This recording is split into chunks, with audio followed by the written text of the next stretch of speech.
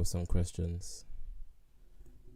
Winter Bird said hello. Hello to you too. Do you have an idea what your purpose in life is? My purpose in life is constantly being realized, as is yours. Purpose in life is purely to experience in and of itself. That's it. What we do with the experience is down to us. But the raw, fundamental source of so-called purpose for all of this happening is for experience. The experience of being a limited being. The experience of being an individual, as opposed to being the whole, which is what we truly are. What are you doing today? Or this? Emma says, hey, have you have had so many tower moments or lower moments over the last year? I've noticed they are of similar theme. Is this normal for awakening? If you're saying lower moments, then you have to be more specific so I can help you better. Thanks for the love heart. When will I awaken? Nobody can say when one will awaken. However, know that you are already sitting, so to speak, in a vantage point of the one that you're trying to be, the awakened one. You are always that pure observer of your mind, which is trying to awaken. That's the paradox of this. You're already where you want to be, because you're not just the mind, you are the observer of it. You are the source of your mind. That's why the mind appears to you. You don't appear to the mind. But to awaken in the sense of, in this so-called duality within the so-called mind, nobody can say that. Nobody can say when. For example, when it happened for me, the experiential bang, so to speak, or enlightenment, I was just in my room, just putting on my trousers to go to the park. I've said this many times. And then, bang, it all just happened. Haven't seen me in 2 years. Wow, that's crazy. Genuinely. But that's the algorithm for you.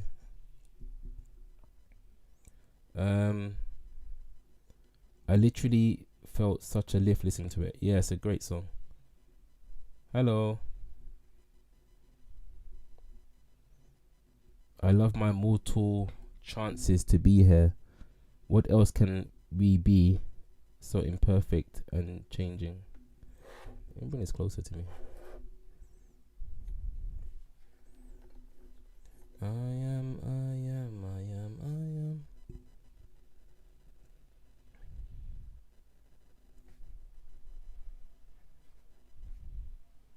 How do you know any of this is true? This is just sophistry. You see, if you had stopped your question, Rico, at how do you know any of this is true, I would have answered you. But then you add this is just sophistry. Well, if that's your statement, you seem to know, then why have a conversation with me if it's just sophistry? If you're not open to hearing my side, you're telling me it's sophistry. It's like a loaded question, which is a logical fallacy.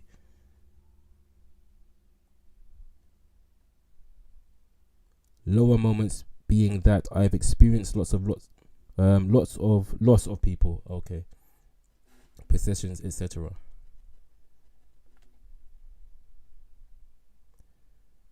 Okay, whoops.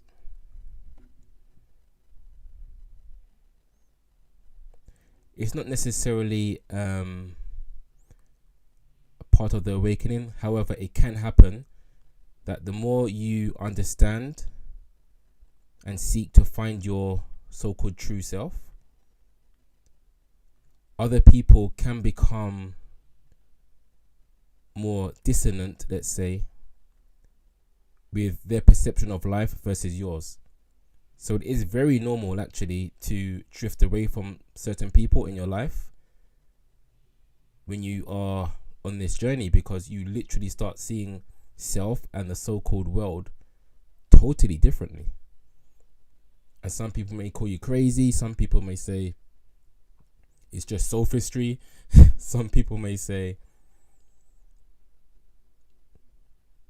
you've changed in a negative way.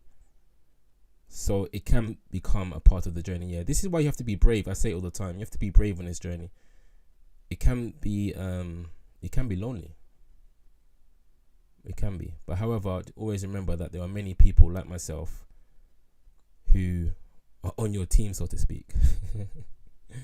So yeah, it can be a part of the awakening. But always remember that it's not you, personally you, meaning your mind. This is the whole point of awakening, is understanding, trying to understand. You are the observer. I'm going to say that a million times during this live. This will probably be a 2-hour live as usual, or 3-hour. You're going to hear me say the same thing because the truth is simple but hard to understand or hard to believe. You are the observer of the mind. That's it. However, it does go deeper than that, because what you are perceiving, the so-called mind or the experience of the mind, so-called perceptions, isn't separate from the observer that you are. That's why we can say all is you, such as the experience of having a dream. Everybody in that dream is the dream. Everybody in the so-called conscious waking state is not separate from consciousness, which is one. So you as the source of the mind never loses anything. You experience the mind having a change within its life, the personhood, but you as pure consciousness never lose anything. I can explain more if you need to. Where are we at?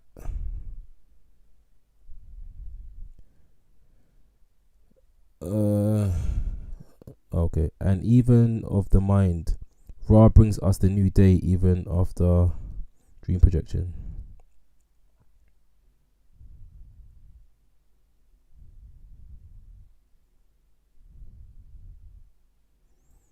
Rico, haven't you understood? I'm not going to respond to you because you came with the sophistry straight away. So you are just smarter than me. Move on. Okay. This isn't for you. Philosophy, are you not projecting that? Oh, you talked to that person.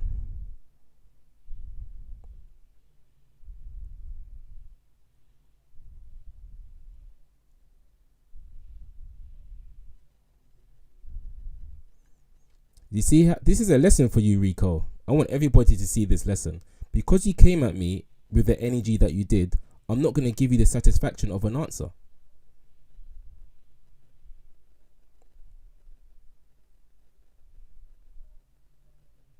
You see? There's something called respect. There's something called patience. There's something called...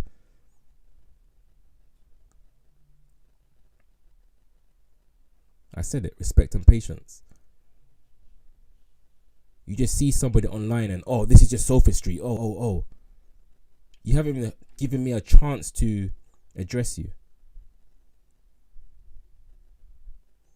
Of course, sophistry is disrespecting me. Of course it is. I know what it means.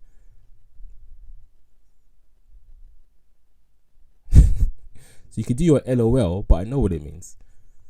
So, again, move on. I can. Your energy is clear. It's clear. You're not sincere. It's obvious. You're telling me it's sophistry. You're telling me. You're not saying it seems like. You're telling me it is. So you've made up your mind. I'm not going to try and change your mind. I'm going to help other people who are open to hearing another perspective. That's the last thing I'm saying to you, genuinely. That's the last thing. So, hey, I'm reading your books on Amazon Unlimited. I'm enjoying it. Oh, that's wonderful to hear. I haven't had anybody say that on my live before.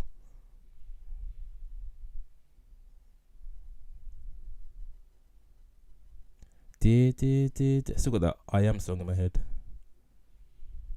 I've had an enlightenment It was the best spiritual gift I've ever received. Amazing.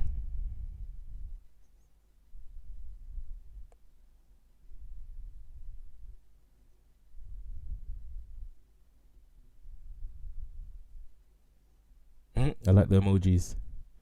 Krishna, Arjuna, and Arjun all came to me in human form, one each day for 3 days.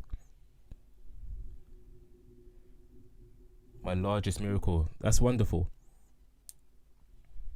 That's amazing.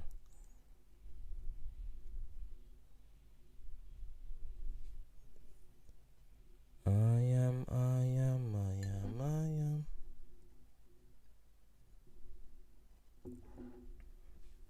I have a friend actually who also had an awakening, and Krishna appeared to him. And what was interesting is he wasn't into Eastern philosophy at all. That says a lot. He wasn't into it at all, didn't really know about it. But during his awakening, for some reason, Krishna appeared to him. Incredible.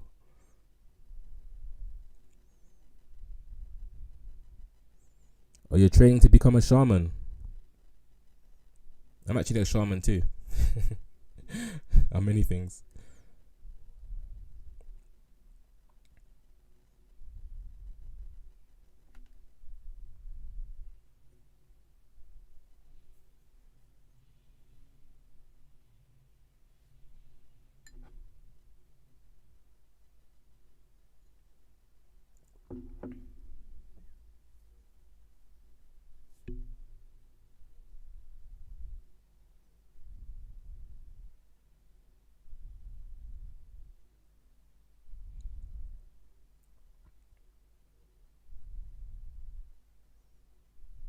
I think I'm kind of remembering your name now, Suzanne.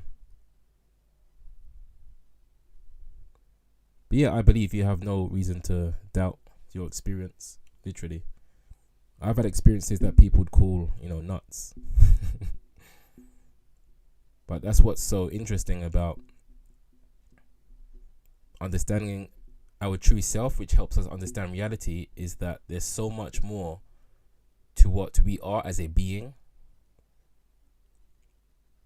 to the common perception of self. So much more.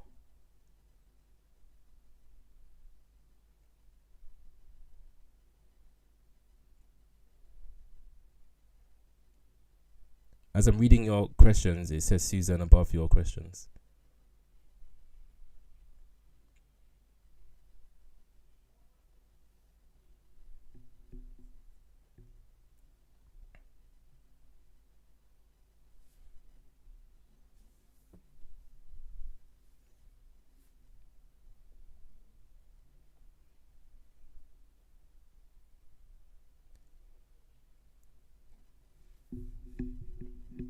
Suzanne says so much more and wildly in line with our basic observations as well when deeply seen.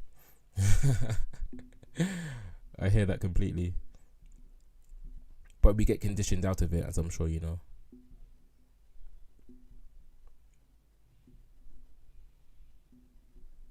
I chose a religion that uses the Bible and won't kill in warfare with Jesus.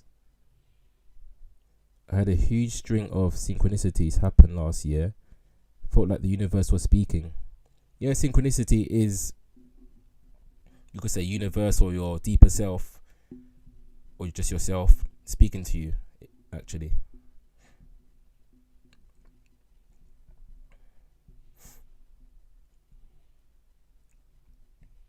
It's showing that all is one, truly. It's showing that time literally is only a mental concept.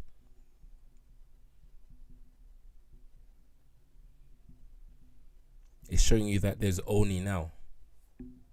Synchronicities are powerful and not random, not by chance.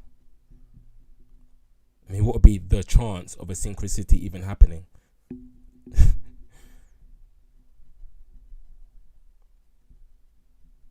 Kajillion to one. True, and the veil and the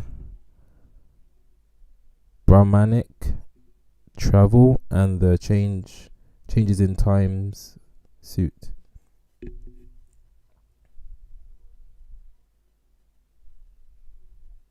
What's your thoughts on meditation, please? Says Debsy. Meditation is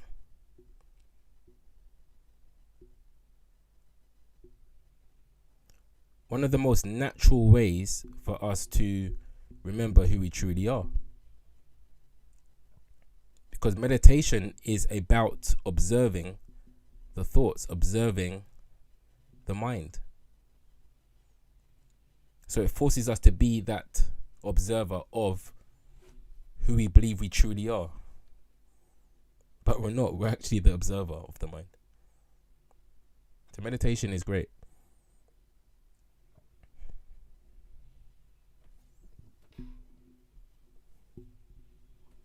Excuse me. I don't understand. Is spiritualism your belief and activity? I'm very curious. Totally fine. So spirituality, I end up saying what I'm about to say in every live, and it's invitable because of what it says above me.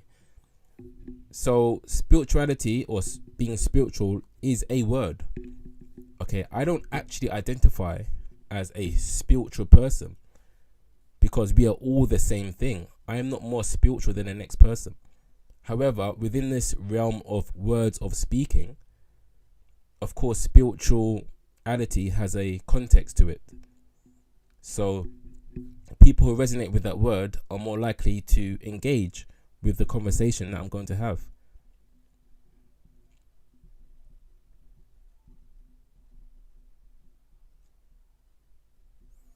And also there are many different types of spirituality. Me, myself, it's not even a belief, really. It's what I assert, and I say it strongly. I assert this, what I'm about to say.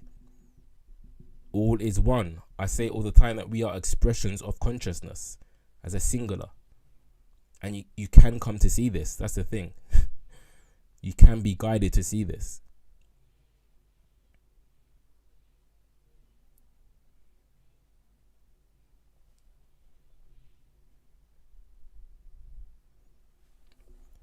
I felt I have come across your page for a reason this evening. Yeah, again, there's no synchronicities. You know, everything happens, there's no coincidence, is what I say. I often say there's no coincidence, put it that way. I was meditating and I felt my whole body vibrating, but don't remember anything after that. Any ideas? Okay. So it sounds like you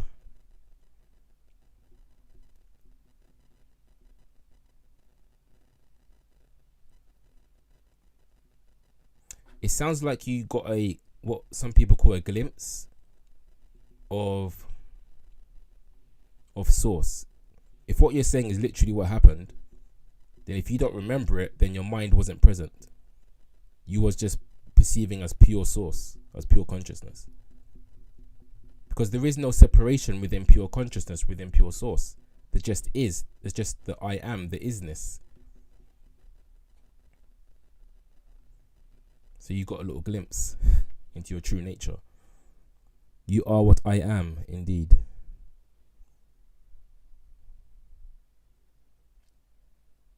Hey, how Leah? How Leah? Hey Leah. I was reading the word how, I said how. Okay, thank you. And what you believe that there are no coincidences. Yeah, there's no coincidences. The reason I say there's no such thing as coincidence, because simply there is only now. You see, these things that you might hear me saying, other people say, there is only now, time doesn't exist, all is one, you are the observer of your mind. These things sound like so-called buzzwords, but you can come to see that they are literally true and really significant for you to understand on your awakening journey. Because you could hear the notion time isn't real and be like, oh yeah, whatever, but it really is real. Or yeah, you say all is one, but I'm still an individual. Like, you can hear these things and just not give it much mind. But the more you really resonate in these notions, time is a mental concept solely. All is one. You are the observer of your mind. something really powerful can happen. You're awakening. When you awaken to, and what I mean by awaken is you come to see, you come to start perceiving as your rightful self, not your mental self. You're not just your mind. Your purest self, I should say. That's the awakening. You start perceiving as your purest self.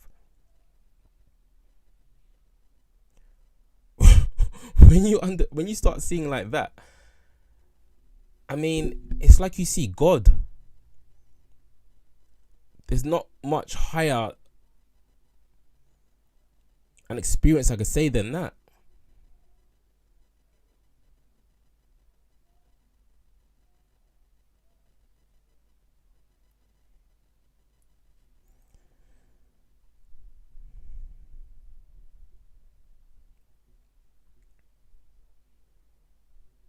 I was awake, I could feel my body vibrating, but wasn't sure what happened after that.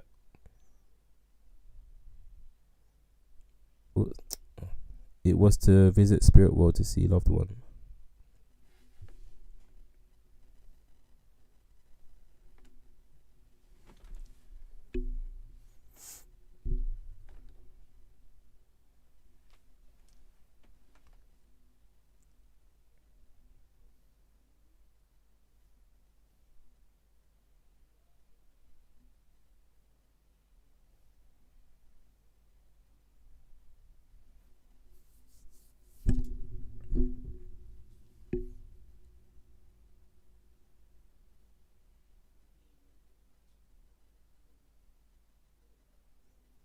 Could you give your perspective on my predicament that I have had for a few years?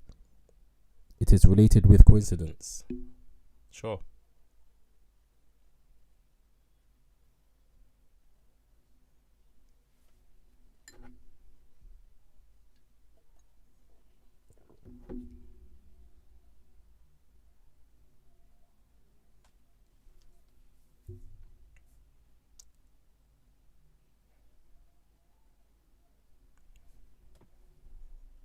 I am.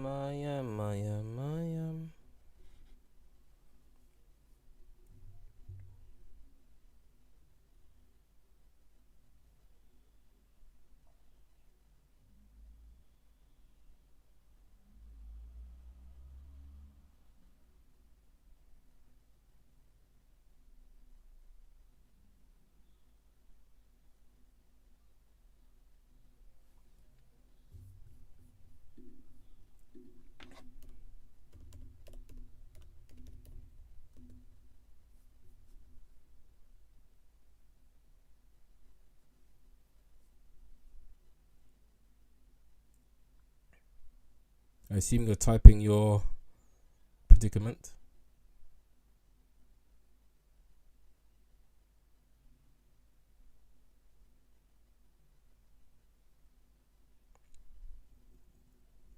You can ask a question, Simba, of course.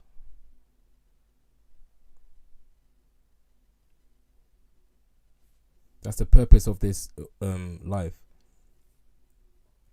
Do you believe in angel numbers?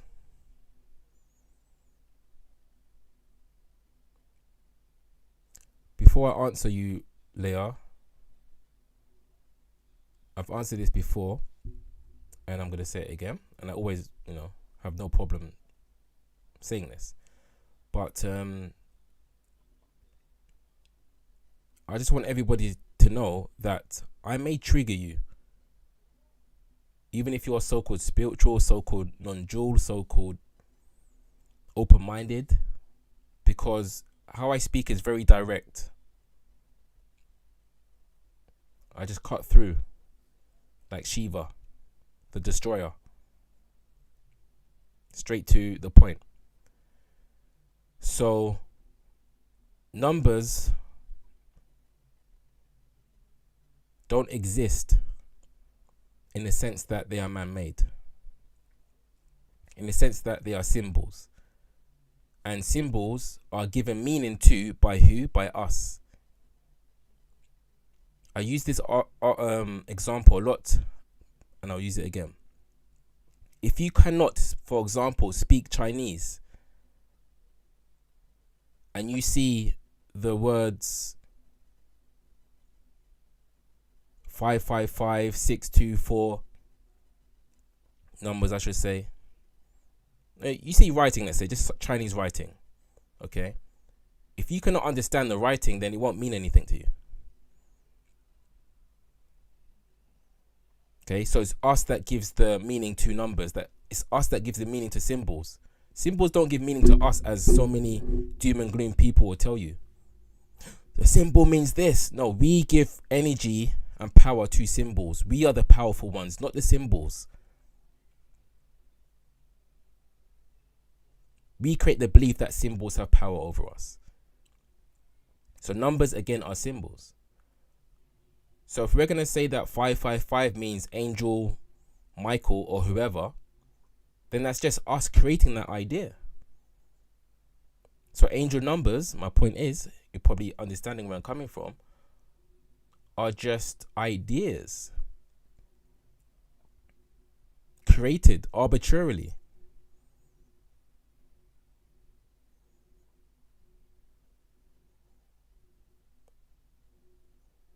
Now, having said that, it does not mean that we cannot use numbers as tools to connect to different energies or different ways of perceiving reality. Of course, we can use them for that. But at their core, numbers don't represent angels. At their core, we can make a number mean anything.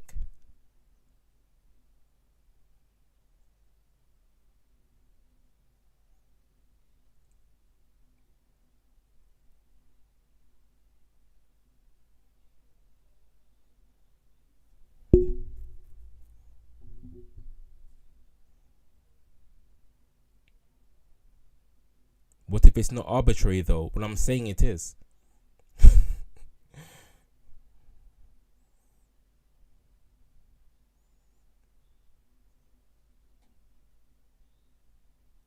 Bring your argument for how numbers, the meaning we give to numbers, are not based on subjective perceptions.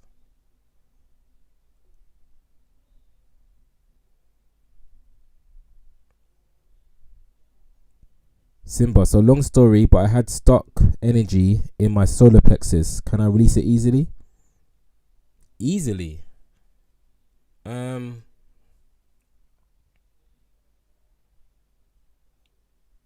It depends what type of energy, but I wouldn't say necessarily easily, or well, is it uncomfortable? Let me ask you that first. Is the energy uncomfortable, Simba?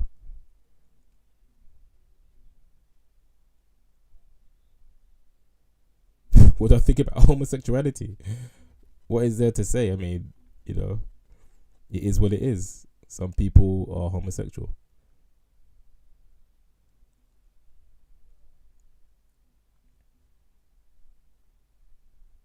We give numbers meaning, yes. Remember, we are the powerful ones. I'll keep saying this. We are the powerful ones. Numbers don't hold power over us. Are you mad?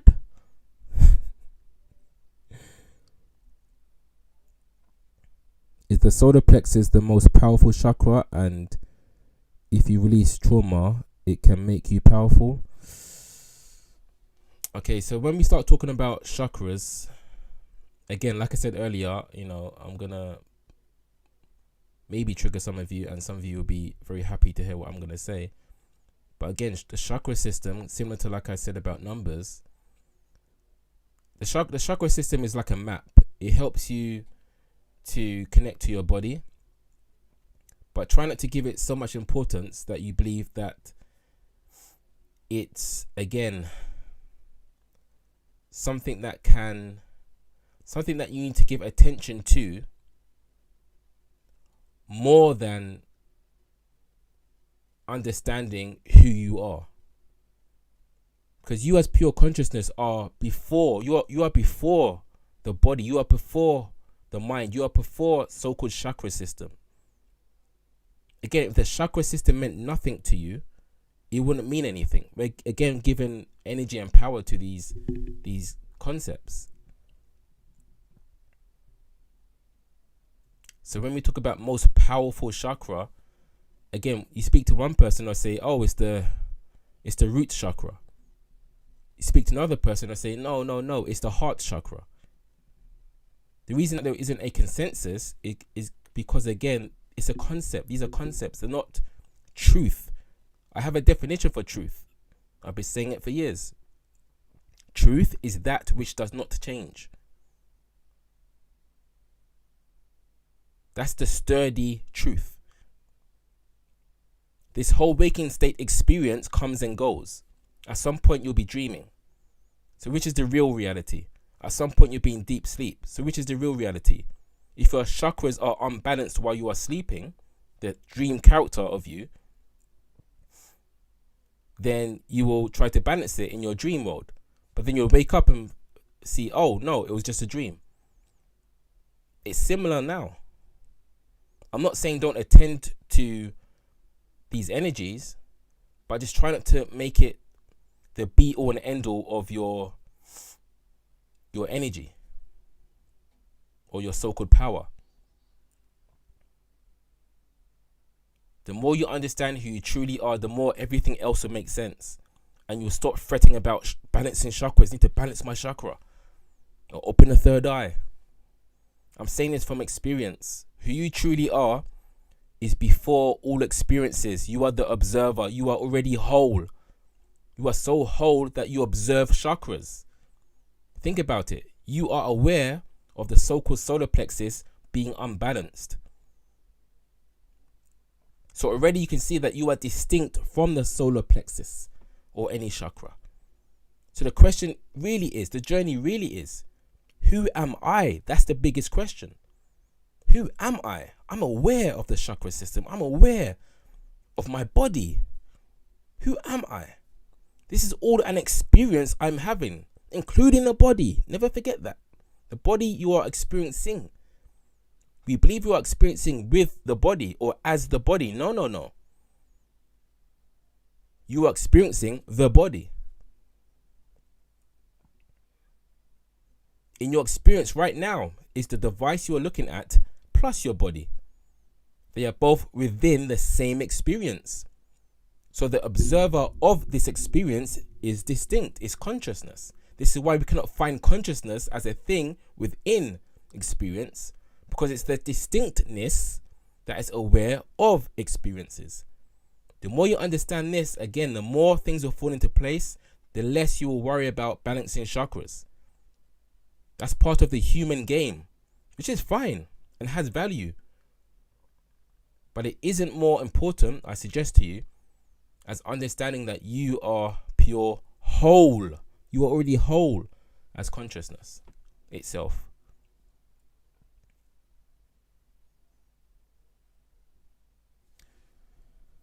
Right.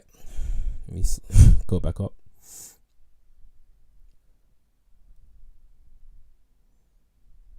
Numbers are the base code for all life.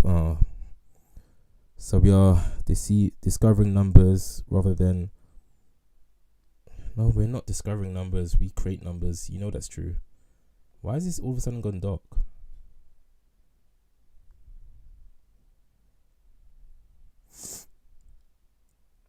Pretty much young ages I have had coincidence trigger all the time. Why is my phone gone dark?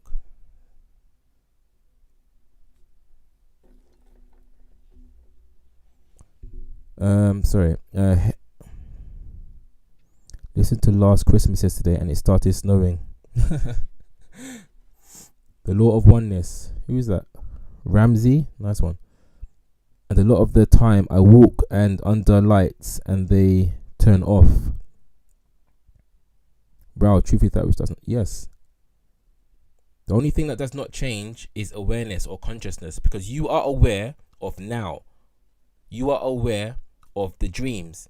You are also aware of the absence of dreams or objective reality when you are sleeping. We call it deep sleep. You wake up in the morning and you are very sure, I'm talking to all of you, you are very sure when you wake up in the morning that you did not dream literally every minute of the night. It feels like maybe 10 minutes, 20 minutes. You are very sure. Why? Because you was also aware as consciousness of the absence of dreams, of the absence of the so-called waking state. You just don't remember it because your mind wasn't there. You was just standing alone as pure consciousness. It's so whole that there were no parts to it, such as the thinking mind.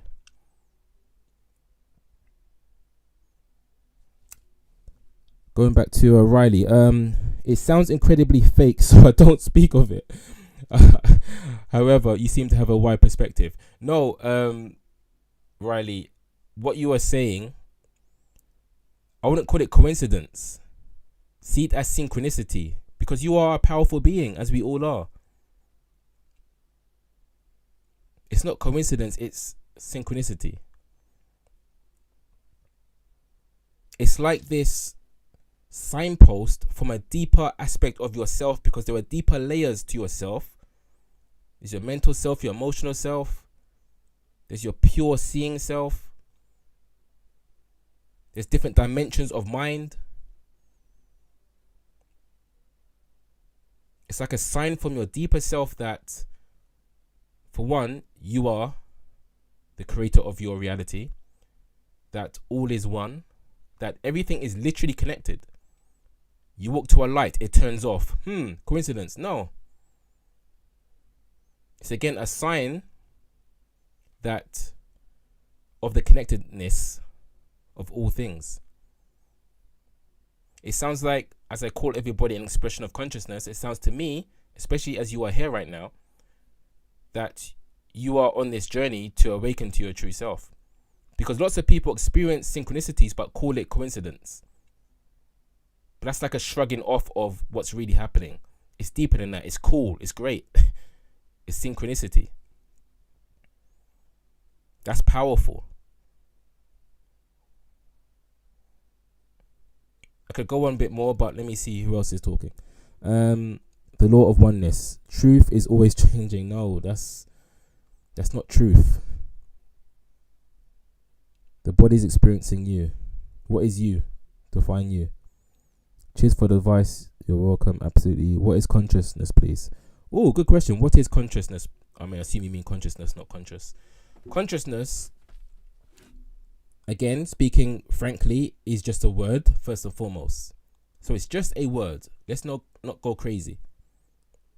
Consciousness is just a word. However, what we are trying to refer to in this community of understanding self is that which is aware that experience is taking place.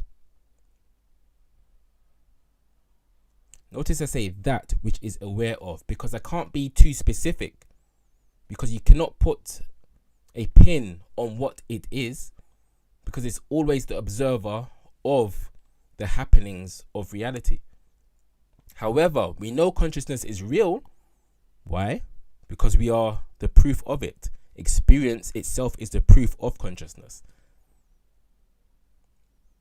Now, what the mind does, the thinking limited mind, is it tries to scientifically understand consciousness as if that's possible.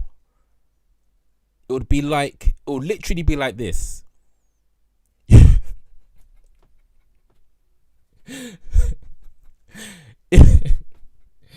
It would literally be like this. You're watching a TV show, right? And the world's best electrician is on the TV show.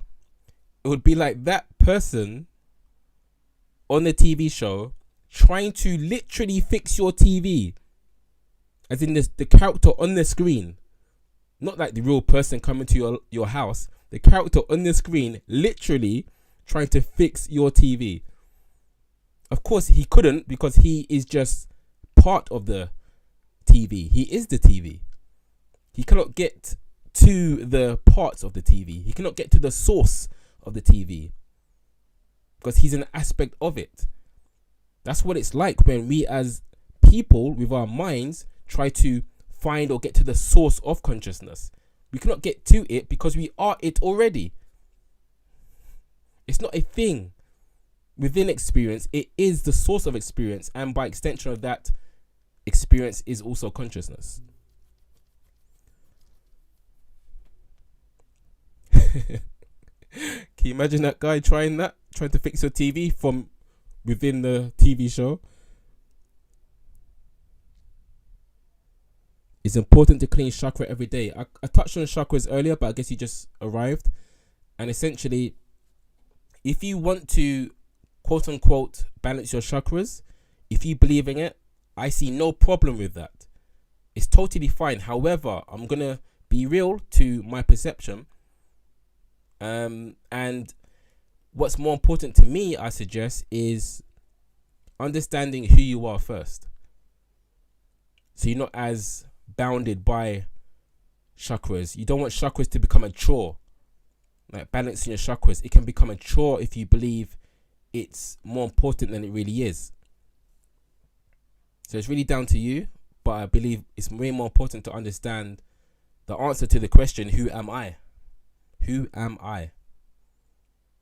Things then fall into place and have a better relevance, a better place of importance.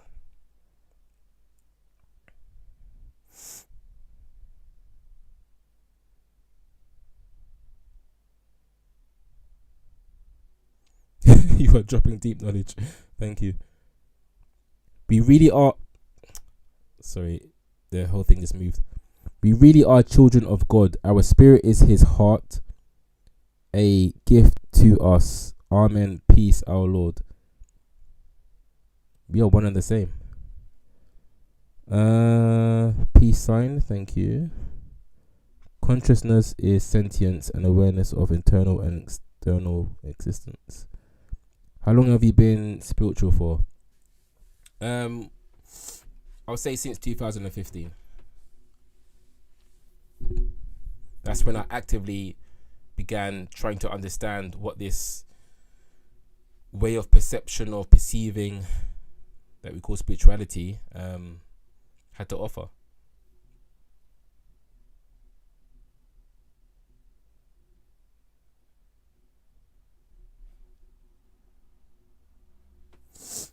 Are we all gods then? Well, again, going back to what I said about consciousness, God again is a word. We have to put things into perspective, into their place. Otherwise, we get lost. We get lost within the word and within our biases and within our beliefs and emotions. God is just a word. Okay? Hence, there's different perceptions of what God is. How I use the word God is just as another way of describing all that is. All that is.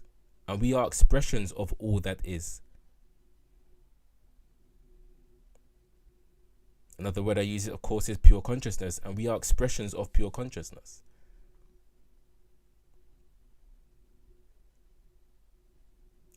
Do you believe in ghosts? It depends in what sense. If you are, I can answer you, in a different way.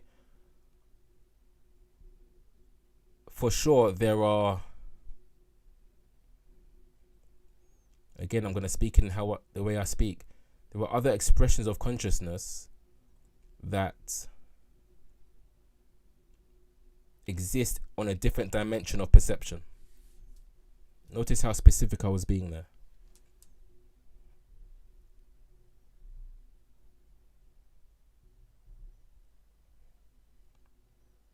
This isn't the only perception that you can have. This meaning what you're having right now. You can literally have the perception as pure consciousness of you being a totally different person in a different timeline. How can I say that? Because I've experienced it. If I hadn't experienced it, I wouldn't have said that.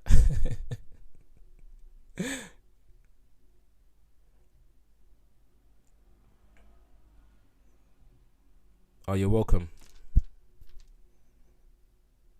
As I said in my last live, for some reason I've been doing lives quite often recently, like every other day. All of a sudden I feel a strong desire,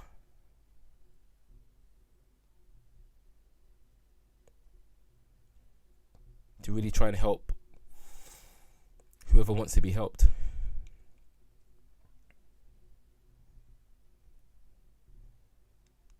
Because although spirituality or the spiritual journey is a solo journey, I do believe strongly that you need a guide. So I'm just trying to guide any of you who are looking for guidance. And not just a guide from anybody, a guide from someone who has actually experienced what they're talking about.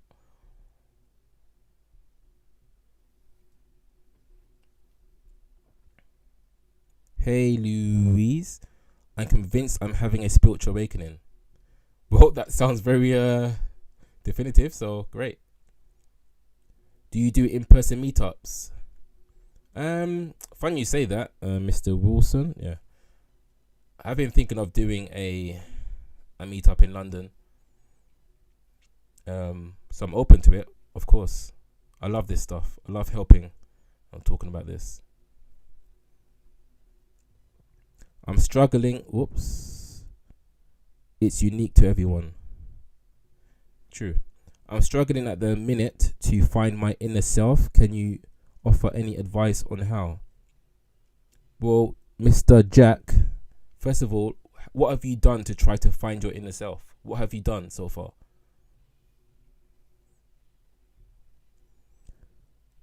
Who's this? The Blind Sun. That's an interesting name. The Blind Sun. That's going to make me go deep. What did you see when you broke through first? Okay, to answer your question, I assume you mean about my experiential awakening. The first thing I saw, literally, was my back, my body's back. That's the first thing I saw, my actual back. I was behind my back. So what is the purpose of life and existence? The purpose of life and existence is experience in and of itself. That's all it is. The experience of being an individual.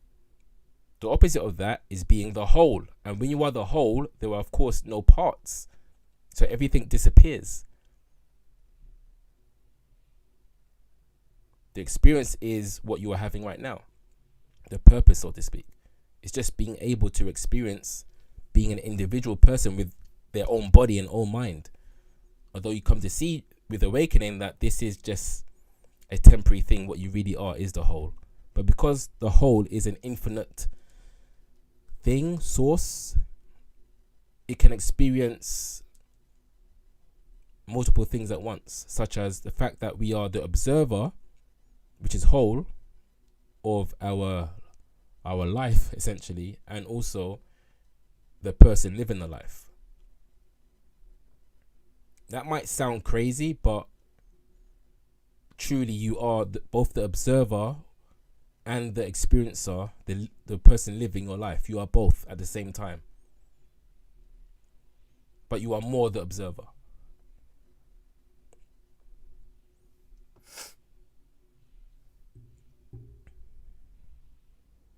Do you believe in past lives? Says Lexi. Well, not past as in time, but alternate lives, 100%. That is true. That is real. It's happening right now.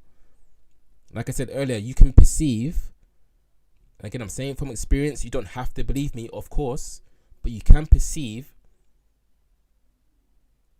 or live an alternate reality in a different body. Because all lives are happening now. The past is happening now. The future is happening now, so to speak. So to speak, of course. There was only now. So what is the past? And the source, again, is infinite. Collective energy, meetups sound great. Live in the moment more. Did you know we are all the same soul living different lives? Learning, but there is only one. I don't understand, sorry. I've tried to look back at my life and tried deep meditation. Well, Jack, first of all, I have to say I have many YouTube videos and many TikTok videos literally speaking about the same thing, how to awaken. So that's one thing you could do. Other than that, what I can tell you right now is, first of all, don't stress too much, because you are already that which you are seeking. The so-called inner self, and what you really mean by that is consciousness, your true self, your pure self. That is always who you are and what you are. And that's the good news that I'm bringing to you right now. The good news is you are that now. You can only be who you are. Sounds logical, right? You can only be literally who you are. Anything else would be false, would be an acting thing. You can only be who you are, and you are that so-called inner self right now. So you want to try and relax into this deeper self, and how you can do that is by meditation and by really resonating and marinating in the action, so to speak, of observing your thoughts, observing sensations. Be the observer consciously, like I am observing. Then at some point, say the most powerful thing that you can say. Ready for it? I am. That's it. You are I am. That I am is your so-called inner self, so-called deeper self, so-called pure self. There is nothing else that can stick to it, because you've paused the sentence, I am. When we say I am and then add a name, add a label, then we go into duality, then we go into this other perception of self, which is fine. It's necessary for us experiencing in a certain way. But if you want to find your true self, understand that you are just I am. I am also I am. We are all just I am. Meaning we are all present, we are all being, we are all still, we are all now. We just are. We are just being itself. Not being this person, being that person. We are just being. And we are whole as well.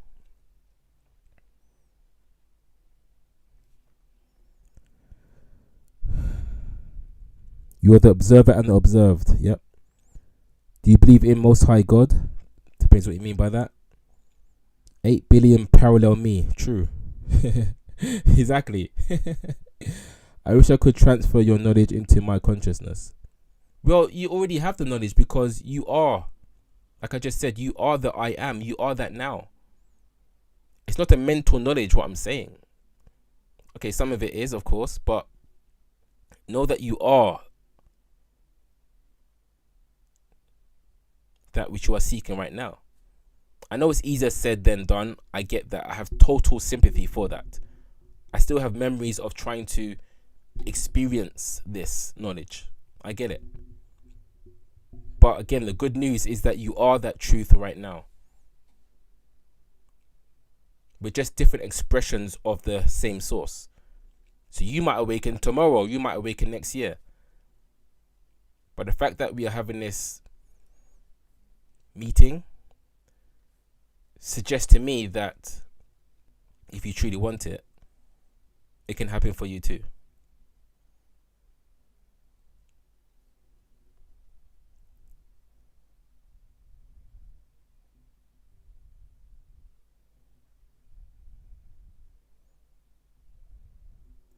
Oh, do I believe in Jesus Christ?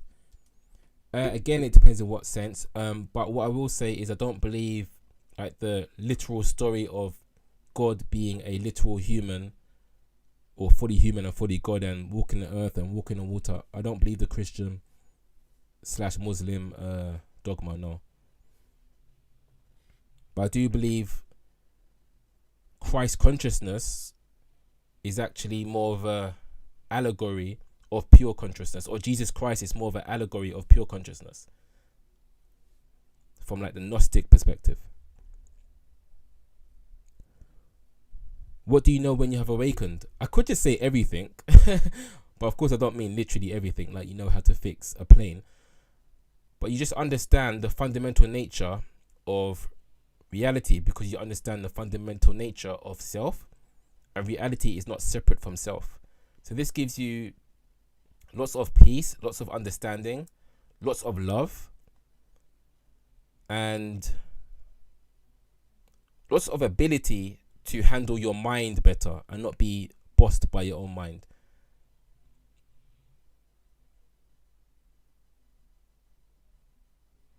I could say more, but some things I would have to say in person because some things are too deep. What is spirit? Depends who you talk to. For me, I don't really use words like spirit, but let's say it's another expression of yourself.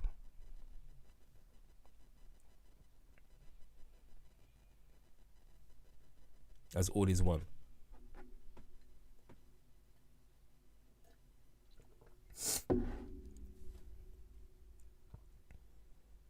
I can't even explain how I awakened, I just know. Well, yeah, there's different types of awakening. Some people have like what's known as like a slow burn. Some people have a bang. However, yeah, it does just happen, because even with my experiential one, as I said earlier, I was literally just putting on my trousers and then it just happened. You don't understand? So what I'm saying is, what you truly are, what's your name? Kevy? Is it? Kevy Smalls? What you truly are, I'm suggesting to you, is the observer of your mind. And this observer of your mind is also pure consciousness. And pure consciousness is the fundamental nature of all beings. All beings. So if you are pure consciousness, and pure consciousness is the fundamental nature of all beings, then spirit is another aspect of pure consciousness. Therefore, another aspect of yourself. Just as I am another aspect of yourself, I am you as well. We are all aspects of this same pure consciousness. I like to say expressions of pure consciousness. How does consciousness exist outside of the mind? I'm not saying it does. The mind is born within consciousness.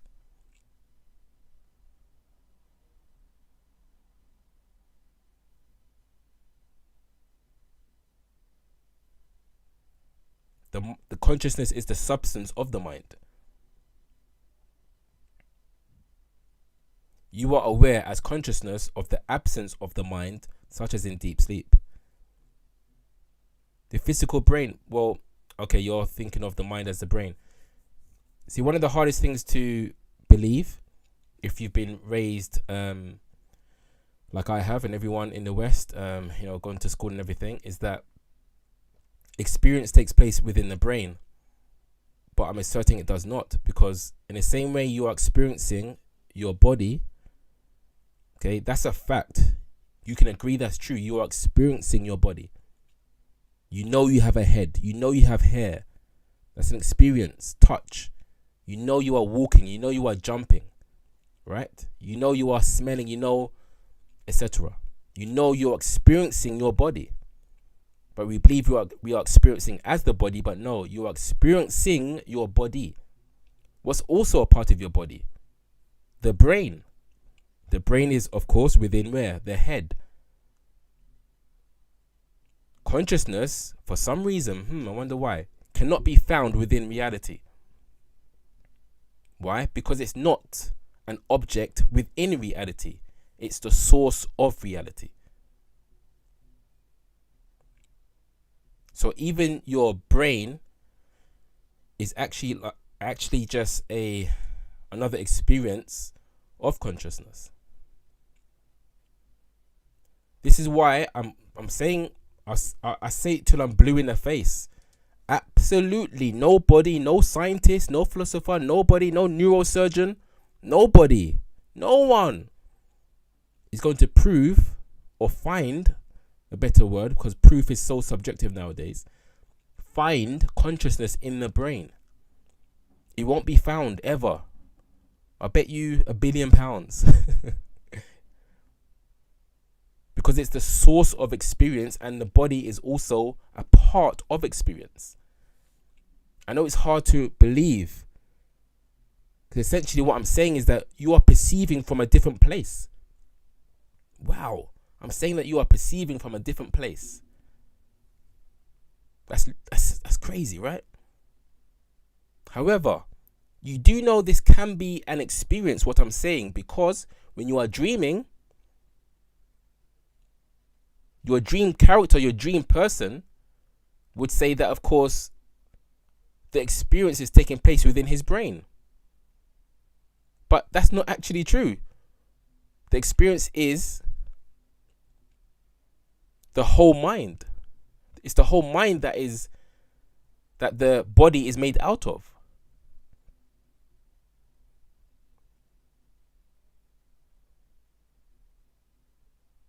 It's harder to see right now, but it's the same thing.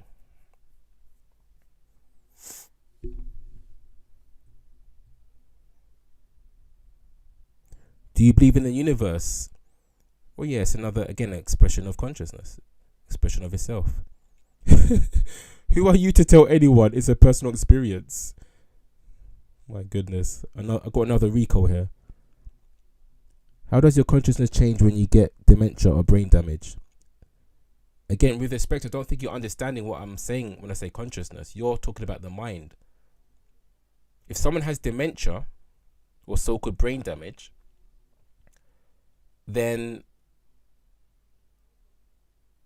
they're going to experience differently, but they're still going to experience. So consciousness is allowing different experiences. When you are confused, you know you are confused. So consciousness isn't confused.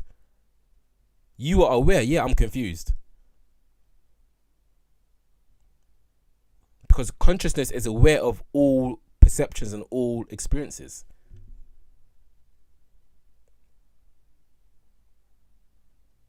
How if it's eternal? I'm not sure what you're referring to.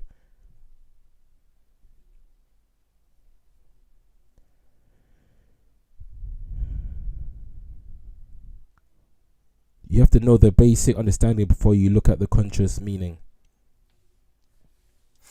That's okay. We all start somewhere. It's good to ask questions. They're talking about physical aspects, not your actual consciousness. That's fine, because again, it's hard to understand or believe that your body, even though I can say right now very clearly, very plainly, as I just did, you, meaning all of you, are experiencing your body. You are experiencing your body with what? Consciousness. Can you find consciousness? No. But you know you are conscious of your body. Therefore, you are aware of the body, and the body and consciousness are distinct. They're not the same thing. So your body is like the movie, and you are the watcher as consciousness. But it feels so strongly that you are perceiving from the body. I get it. Of course I get it.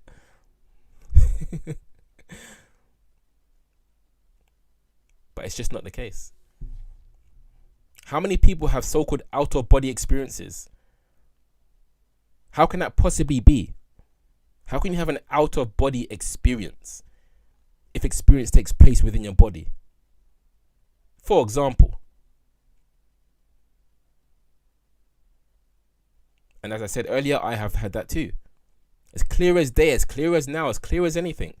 Just observing my body from outside of it, so to speak. At a distance from it, let's say. Oh, there's my body.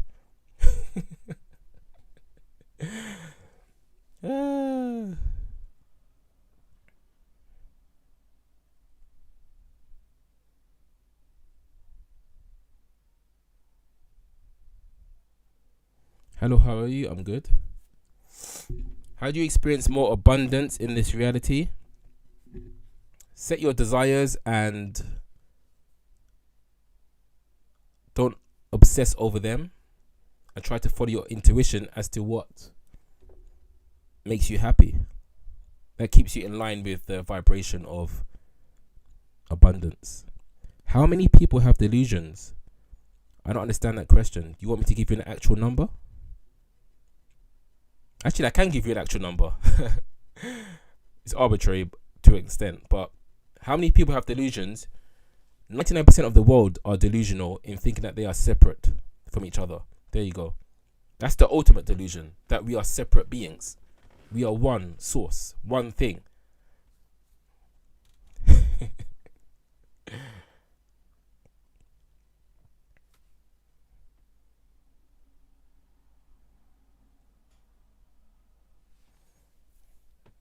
By the way, I don't use the word energy interchangeably with consciousness myself, personally. What about when we are feeling low vibrational? Would you say turn it into high vibrational energy? If you're feeling low vibrational, then try to reach for something, an activity that makes you feel better. Actually, well, yes, what I said, but also move your body. It's so important. When you are feeling low, if you can, move your body. Move your body. Your body can help your mind just as your mind can help your body. Sometimes you're not even low vibrational. You're just not moving your body. You're just being stagnant. So your mind is like, okay, let's just be stagnant. Let's just be stagnant energy. Because you're not moving your body. Start dancing. I actually mean that. How do you out of body experience work? Can you rephrase that question? I think you have a typo. Stop worshipping idols. True.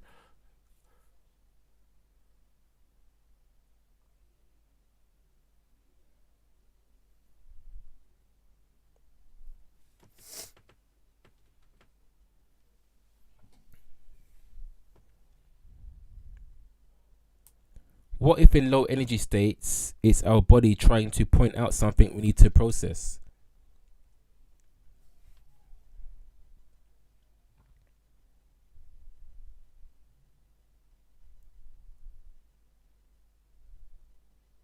I know what you're trying to say. What's your name? Olia? I know what you're trying to say. I get where you're coming from. But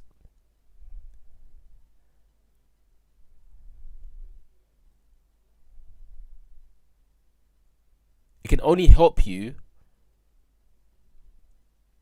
It kind of sounds like you're saying, okay, you need to process. It will be easier for you to process an experience from a clearer vantage point, such as being more high vibrational. If you're low vibrational, trying to assess a situation or assess feeling in your body, your perception of it is going to be colored with that low vibration. So still, I would say it's better to move your body to raise your vibration and then look at the feeling, the vibration, the uncomfortableness within your body. Come from a clearer, so-called higher vibration, which is a higher perception, in other words. It's always going to benefit you.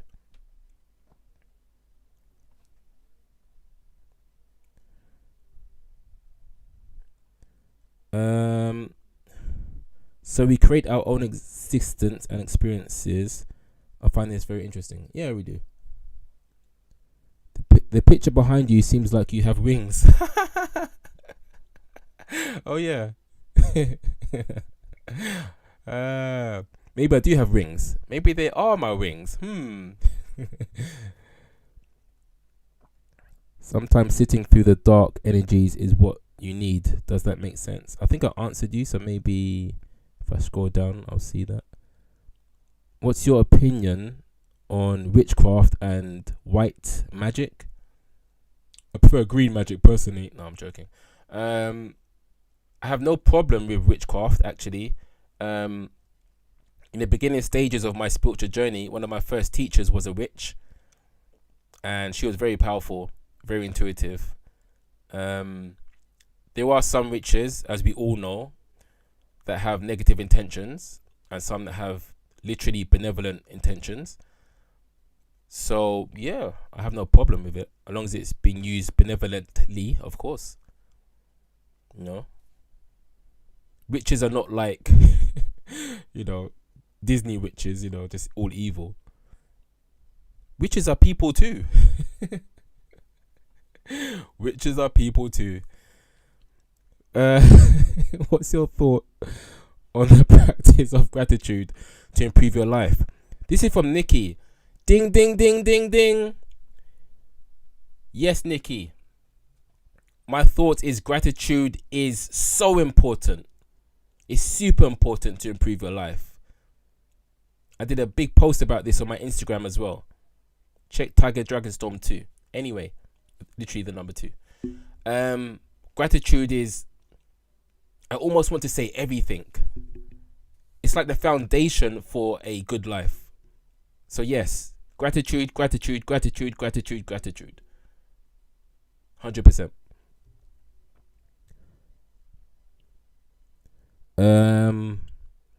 Can we heal our own bodies? Well, yes, of course. Like, using particular ailments and stuff. But if you mean like with energy and like just our mind and stuff like that, yeah, I believe so. But I don't believe it's easy. But it's possible. And obviously, I'm not saying every single problem that we have can be healed by itself.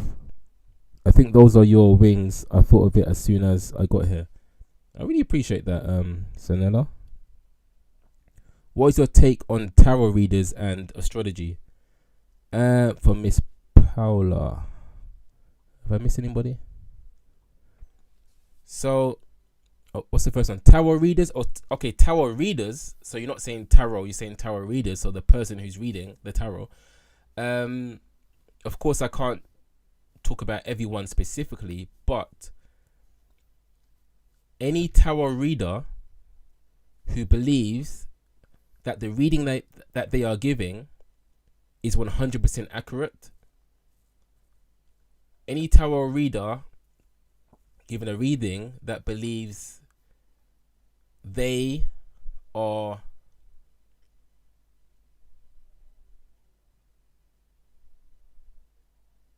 really telling somebody about their so-called future, I believe is misled for sure. The reason being is because you as a being are literally shifting different timelines, different realities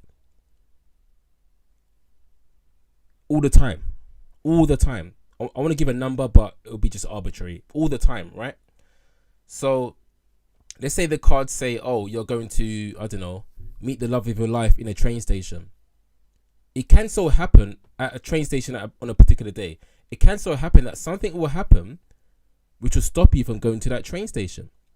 Because every single moment is a new reality. You're not just living life like in a straight line, people.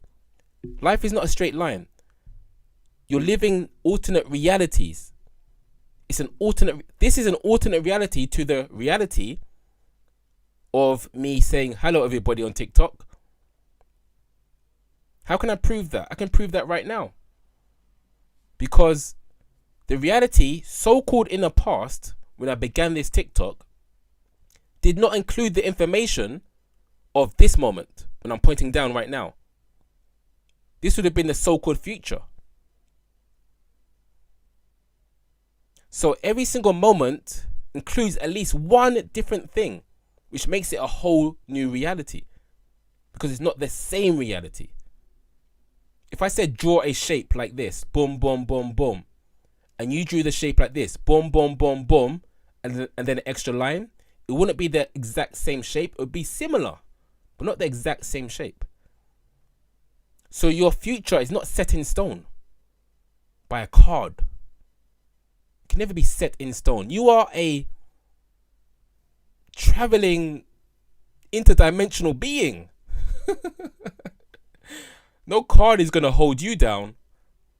However, if the tarot reader understands, as I do, I also read tarot. If the tarot reader understands essentially what I'm saying, or something like that, that the information is just a guide for that person. It's more of a guide, a guidance with how they are feeling right now, how they are vibrating right now in that moment. That's cool. but just don't say it's set in stone. And as for astrology, same thing. Basically, it's not set in stone. But astrology is a bit more out there in the sense that you really do have to believe in it for it to be real. You have to believe in it. And again, essentially, the planets, the stars, the universe, this all appears to you. I love saying this to you guys because it's so true. It appears to you. Reality appears to you. You're not a slave to reality. It appears to you. You are the source. It might sound too grandiose, but you are the source of that which you are experiencing. That's why it appears to you. So you are even before the universe, in the sense that when I say before, I don't mean in terms of time. I mean in terms of position. Let's say this is the universe, okay, and this is you. You are observing it. You are behind it, observing the universe. Don't think I'm saying in terms of time. Time isn't a thing anyway. Your position is that as the source observer of planets. And that can't be affected. So let's say you say Jupiter is affecting you because, I don't know, Cancer rising or whatever. With all respect, it's not actually affecting the source of you. It cannot affect the source of you. You can only believe that it's affecting you. You can only infer that it's affecting you. And that's fine if you want to do it. But again, I'm trying to show you guys that you are free. You are free. Nothing is holding you down. You're not bounded by numbers. In reference to the person earlier who asked about angel numbers. You're not bounded by tarot cards. You're not bounded by astrology. You're not bounded by the moon. You meaning the true you. And I'm not negating the body. I would never do that. However, the more you understand your true self, the more that resonates within your body.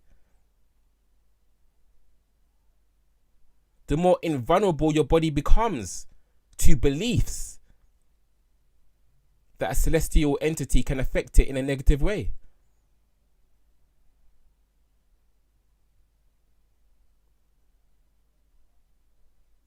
Belief is very strong. Oh, I got a comment on YouTube. Thanks for your videos. They help center and ground me often. That's lovely to hear. Thank you.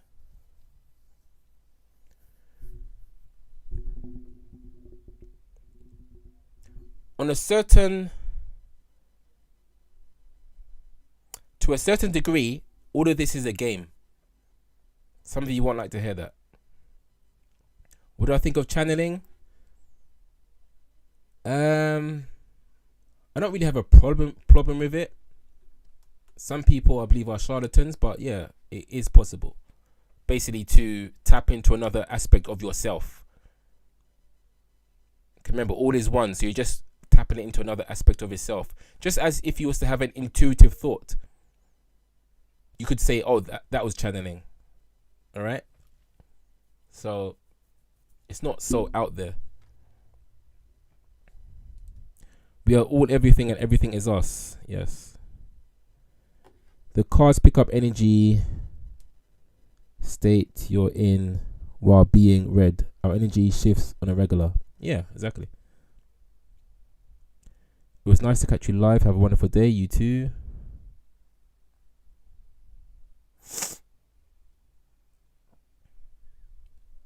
Oh, man. What do you think about homosexuality? How is it 2 times I've had that question today when I never get that question? Like I said earlier, there's nothing really to say about it. Some people are straight, some people are not. Like, it's not a big deal. I don't know what you're looking for. I wish I wasn't at work so I can watch your stream. Oh, nice. So does it matter if someone is gay? Why would it matter? Sorry, I'm not laughing at you. Maybe someone has said that to you, but of course it doesn't matter. There's nothing wrong with being gay. It's just so obvious to me, like there's nothing wrong with the sun shining. The moment anyway, the moment when you realize time is just a concept is very crazy to me and enlightening. I like that, Lexi. Yeah, it's when you truly understand it, not to mention experience it, you then start to tap into your true nature.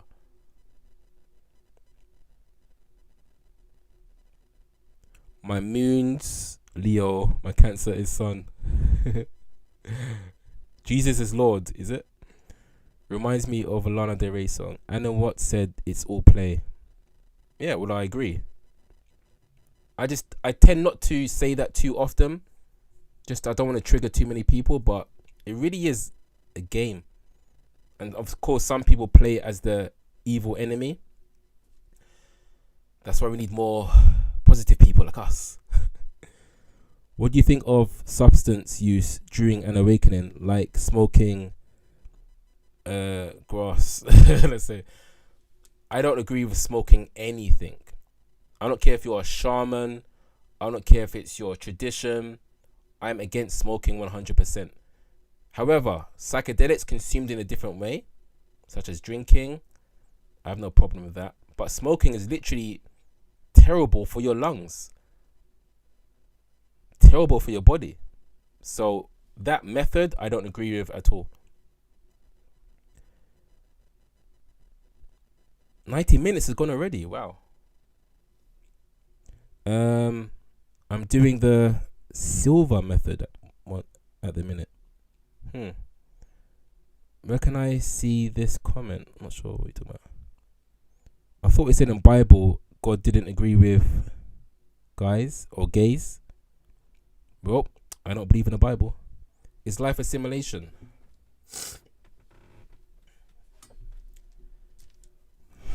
Of sorts, yes. In the sense that free will isn't a thing. What do I mean by free will? I mean in the sense that you don't actually choose your thoughts. You as the person is the thought. The freeness is you as the observer of it. If someone ate it, the psychedelic, would it be okay? Yeah, again, I have no problem with that either.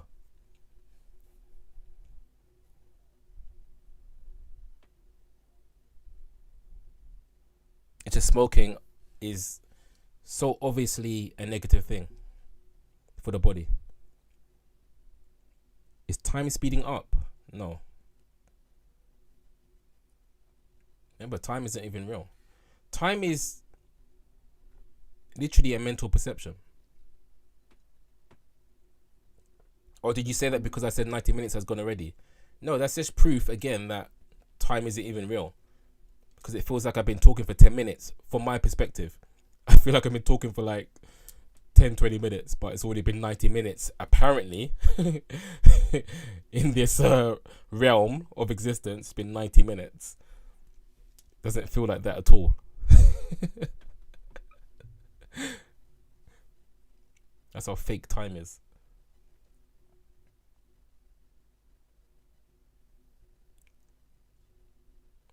Or let's say subjective, to be polite. Fair comment. Yeah, yeah. There's some things I don't have time for. Getting drunk is another one. It's just like, really?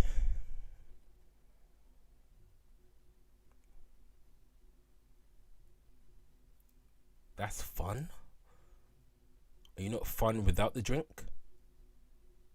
It's not something to look at? Are you not comfortable around people without the drink? Is that something to look at?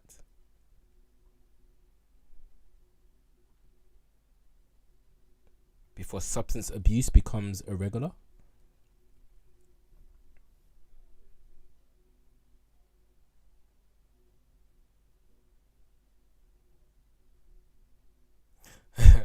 always love how some people just join and then leave straight away.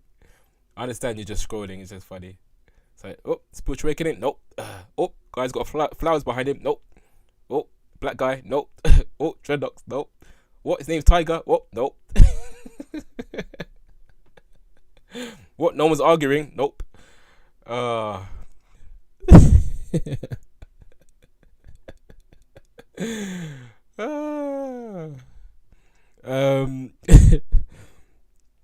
Alcohol harms your body, your liver. Yeah. Do you think alcohol lowers vibration? Yeah, for 100%. For 100%. Just take a sip. Just take a sip. That's funny.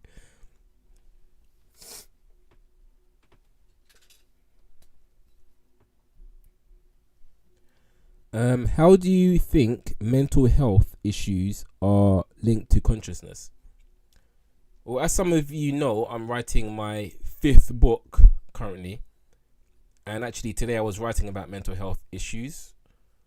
And without taking too long to answer this question, basically anyone with so-called mental health issues, and I say so-called because it's actually subjective, because there are some tribes, for example, in like South America, like shamans who treat people with so-called what we call in the West mental health issues. They actually like revere them, and they often become like the chiefs and stuff like that, or the ones who are more likely to be able to connect to spirits. So, and that's the thing, right? That's happening right now. So anyone with these issues, they are still expressions of pure consciousness. They are still whole, but they simply are having a unique experience. They are having a unique experience, and anybody who's a loved one who's having so-called mental health issues actually becomes a reflection for you to actually appreciate what you have, because you might have a clearer or wider perception than they do, because we are all reflections and teachers of each other and for each other. So that person with a mental health issue, for one, they are still whole and complete because they are an aspect of pure consciousness too. And for two, they can help us appreciate what we have more, which is an amazing ability to be able to do. Because of course it's very easy to get lost in our own trials and tribulations when we forget that some people are not even able to experience to the degree that we do.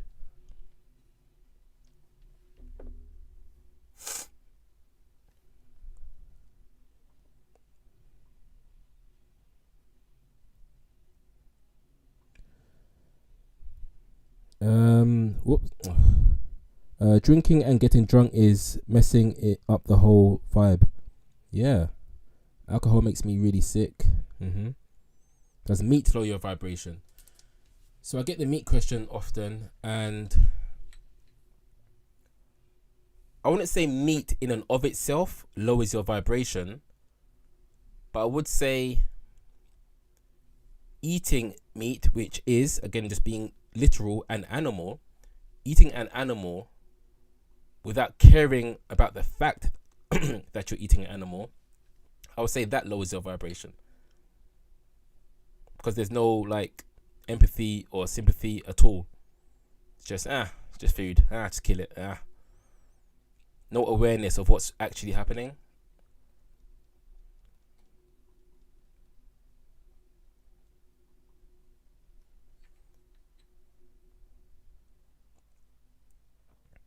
I have to go now. Okay, take care, Emma. Yeah, be back and follow if you haven't followed already. What do you mean by lower vibrations? Lower vibrations, what I mean personally, is more like a lower, not lower, a more distant understanding of who you truly are.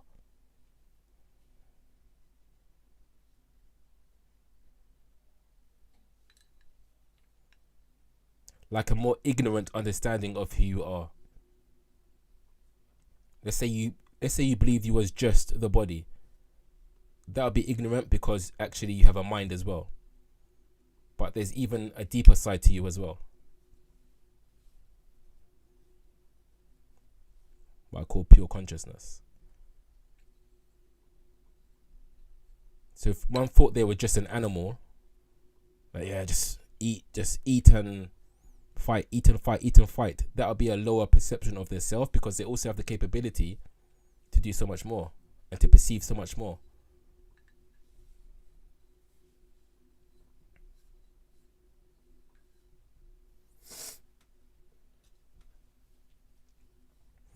Two years ago, I had my spiritual awakening.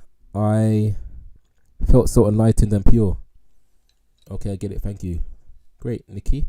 I lost this feeling after having my son. Ooh, interesting.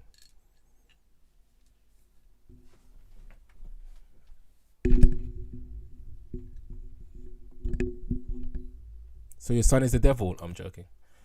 You don't really lose the feeling forever. You don't lose the feeling forever. The fact that you've had that feeling is actually a good thing. What's your name? Megan. It's a great thing because you have the ability to tap into that feeling because you've actually felt it. Not everybody has. You have a advantage over so many people if you've had that awakening experience. You're able to tap into it again, and remember that you are always that awakened self that you felt. You are that right now. You can only be what you actually are. Anything else, of course, is pretending or acting. You are that truth.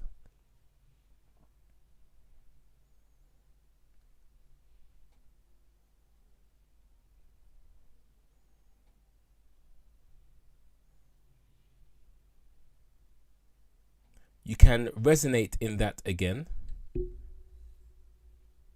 via, I'm sure you know already, but meditation, observing your thoughts, becoming consciously the observer. I'm sure you know that. But also by, you can actually use your son as an example of who you truly are. Well, I'm basically speaking to anyone here who's a parent. You can use your kids as examples of who you truly are, in the sense that what you have done by having a baby is something really incredible.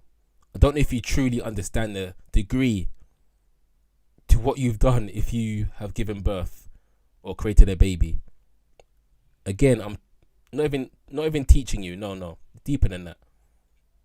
Again, anyone here who's a parent, I want to let you know something incredible that you've done.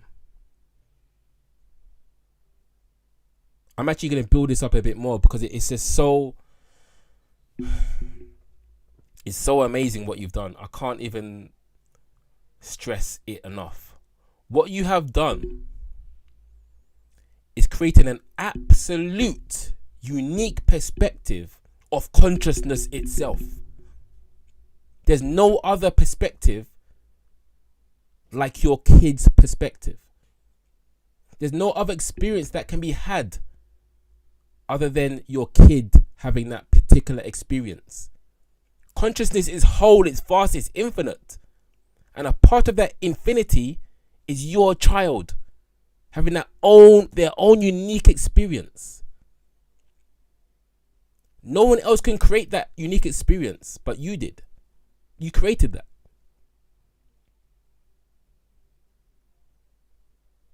This is all whole and infinite, and an expression of that infinity is your child or children. They're not just children that have children. No, they're unique expressions of consciousness. There's no one like them in the whole of infinity. They are that awesome. That's what you created. You probably haven't heard that before. Look at your kids and say, wow, Do you know that you are an infinite, you're an aspect of infinite consciousness? It'd be funny if they said yes. Yeah, of course, obviously. Like,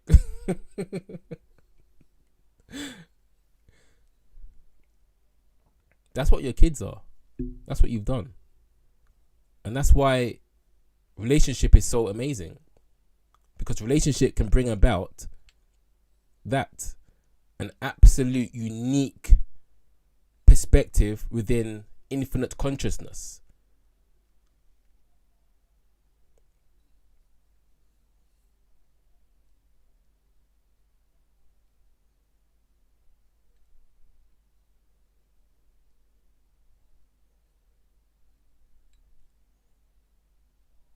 I agree, maybe I lose myself in knowing how amazing he is. That's nice to say.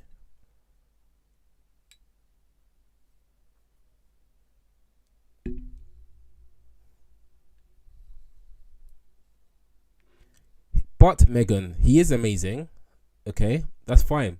But guess what? So are you. So are you. I said he's a unique expression of infinite consciousness, of infinite intelligence, of the source. However, so are you. Do you see how this works? So are you, Megan. You are that too. You are a unique expression of infinite consciousness. Nobody has your perspective.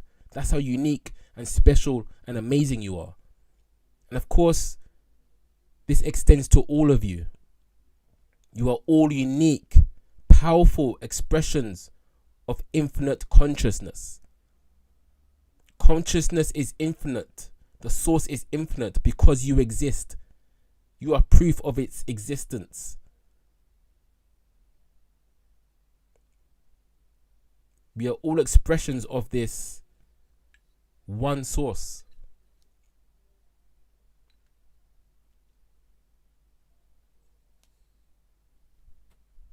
Take care, Bionic. Blessings to you too.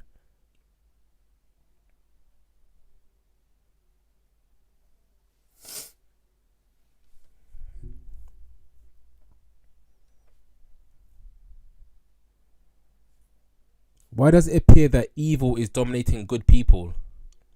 The reason it appears that way is because it's what you're focusing on. Throughout your day, I'm sure that there are more positive things to look at and pay attention to than negative. For example,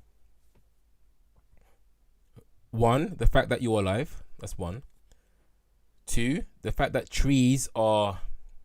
I mean, I talk about trees a lot, but it just blows my mind. Sorry for spitting. It blows my mind what trees do.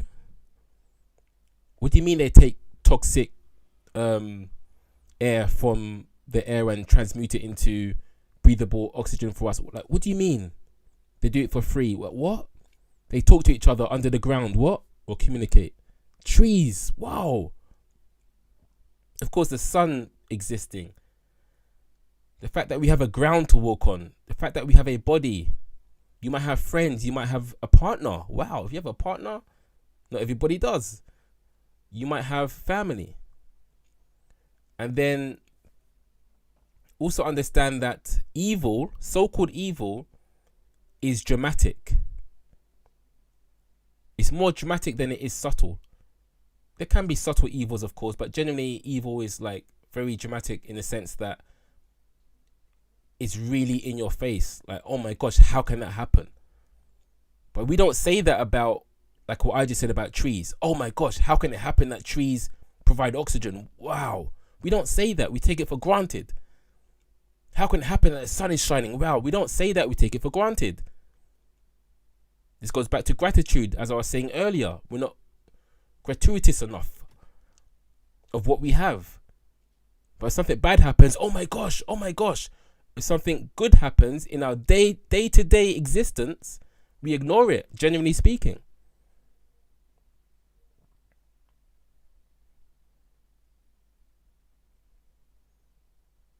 There is always more good than so-called bad. Yes, we take good things for granted. That's my point. This is why, again, gratitude, gratitude, gratitude. It's so important. Otherwise, we'll get lost in the so-called bad and the so-called evil.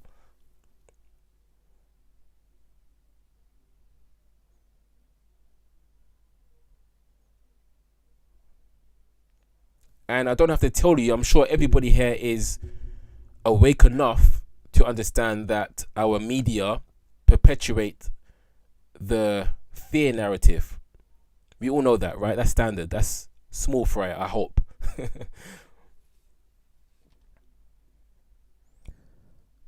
I'm going to go bye. Oh, thank you, Lexi. Take care. See you soon. Yes, like a whole underground network. Yeah, exactly. I'm not a hippie, but I love a tree. I love that you love a tree. I mean, again, trees. Honestly, that's usually my background. This is a new background today. Somebody said I have wings. The calmness when you walk among them. Yeah. I mean, nature in general often brings about calmness, but particularly like, yeah, trees and forest and bushes and grass. 2 things we should know in our 20s. Wow, only 2. One, that you are not old when you're in your 30s. And 2, live in the moment. You never know if you'll get another one.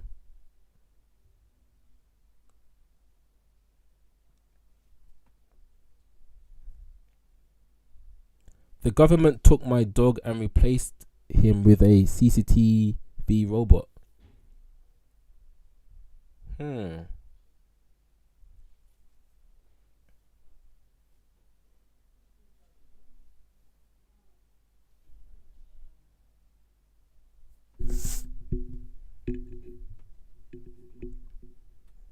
I'm good, thank you.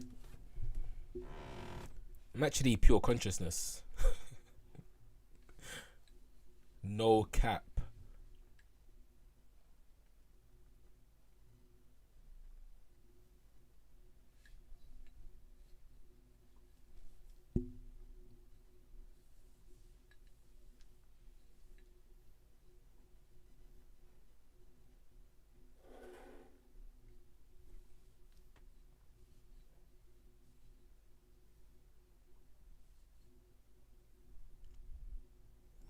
Are we fully split into a 3D and 5D world now?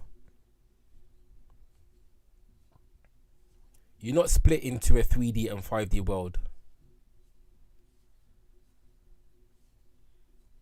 Actually, let me backtrack. It depends what you mean. Are you asking me if within the same world on this same planet that there were different people experiencing a different world? Do you mean it like that? What's your name? Is that Ellie Webb or something like that? Is that what you're asking? What do I mean by pure consciousness? I mean that which is aware of this moment. That's pure consciousness. Thoughts on the universe and the vibrations. The universe is an aspect of you. You are not an aspect of the universe. Universe is an aspect of you. An extension of you. And when I say you, I mean pure consciousness. Yeah, so split into people that are asleep and awake or awakening. Yeah, it's always like that though. So that I would agree with. I mean, there is reality and different perceptions of said reality. To use the label 3D, 4D, 5D, I don't subscribe to that. To me, that's very arbitrary. But definitely, some of us are experiencing a beautiful world and some of us are not. Yet it's the same world, apparently. Hence, there are people that think so-called spiritual people are crazy. Because, again, their perception is not of the same vibration. They simply haven't experienced what other people have.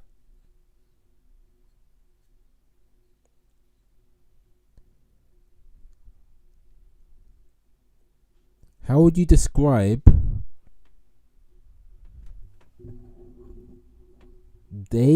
what is happening with a narcissist spirituality? I don't understand that question. You have to answer that. Ask that again, please. Some has higher vibrations than others, hence why the so-called 3D, 5D universe. I still not subscribe to those numbers. I'm still saying they're arbitrary. I've explained about numbers earlier. It's just different perceptions. You can say put numbers on it, but it's up to you. I feel like friends and family members are almost left behind and are in a low vibration. Yeah, they probably are. It's often just like one or two people within a whole family that awaken spiritually. It's very common in our society. I've come to notice. But it's not a bad thing, because end of the day, they are still expressions of that wholeness. They are still whole in the source of themselves, but they just don't realize it. Thank you for your time. I'm going to count my blessings and get a warm, comfy sleep. That's lovely, Nikki. Have a great sleep. Everyone's reality is different. The things we experience throughout life. Yeah, 100%. Well, reality is one, but we experience it differently. Me too, but I was making it easier for her to understand. Oh, okay. What do you think of people who have schizophrenia?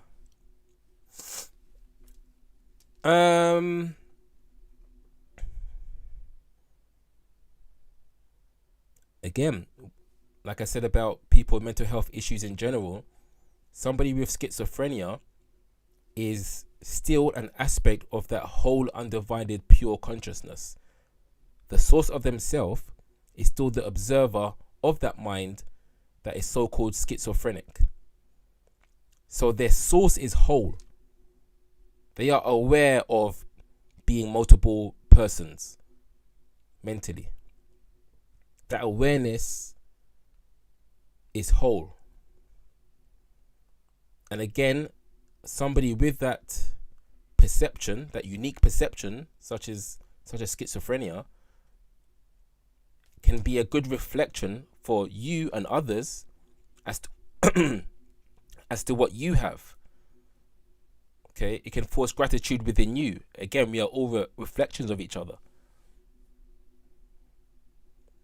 So that person is fundamentally whole and undivided and pure, and they help to teach other people gratitude for what they have.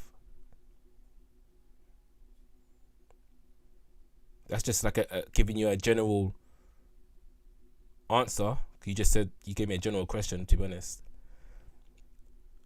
And those experiences lead us to awaken. I meant, how would you describe, say, is happening with someone who is someone who is a that was a massive typo. Thank you for clarifying. Who's a narcissist? Okay, so how would you describe or say what is happening with someone who's a narcissist?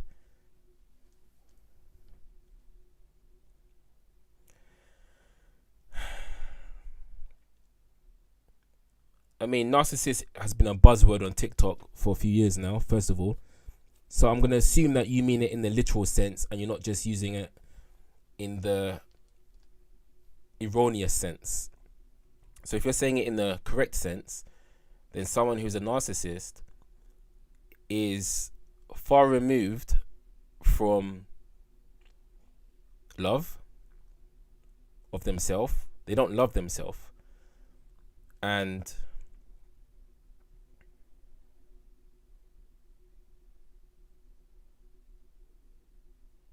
are trying to find themselves, as we all are, but via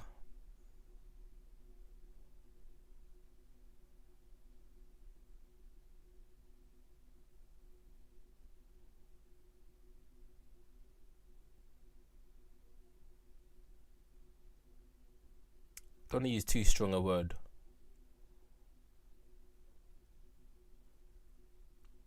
via disconnected means.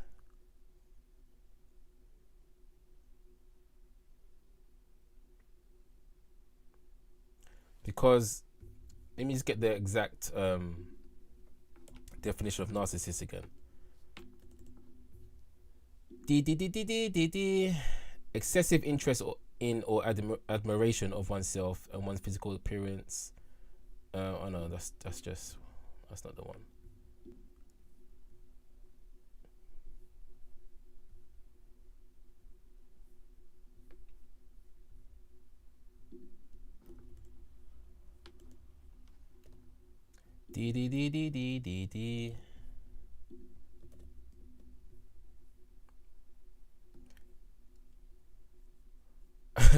So a narcissist is someone who has a unreasonably high sense of their own importance. Yeah, so that again falls in line with what I just said about, for one, they don't love themselves. Because if you believe that you are of higher importance than others, then there's no way that you understand that all is one. As I've said many times, for example, no one is higher or lower than me. From the ultimate perspective, we are all neutral from the ultimate perspective. So if you actually believe that you are somehow higher than other people, then yeah, you fail to understand the source or the truth of who you are. You are disconnected from it. That's a short answer.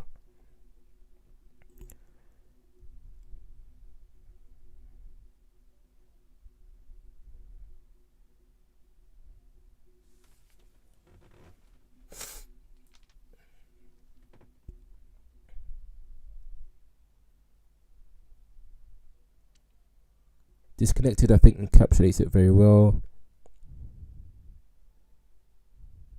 I think the term narcissism is thrown around haphazardly. Exactly. That's why I wanted to get the exact definition.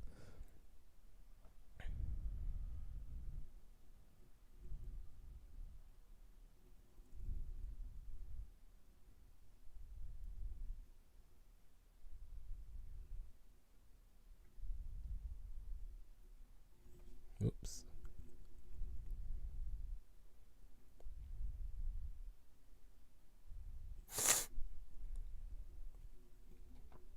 Real spirits?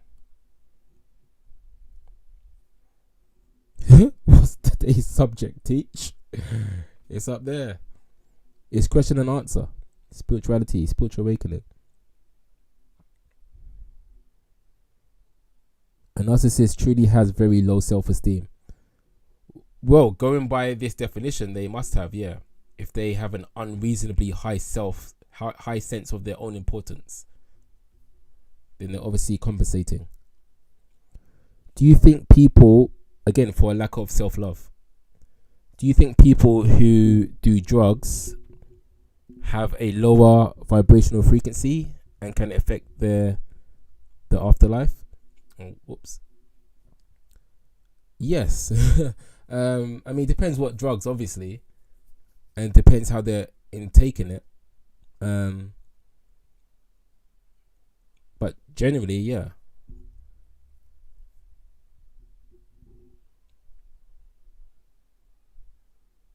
Because if you're looking for that substance to make you feel whole, by extension of that action, of that thought process, you don't feel whole. Therefore, you are seemingly at a distance from being a so-called high vibrational person, since you're using the word frequency and stuff.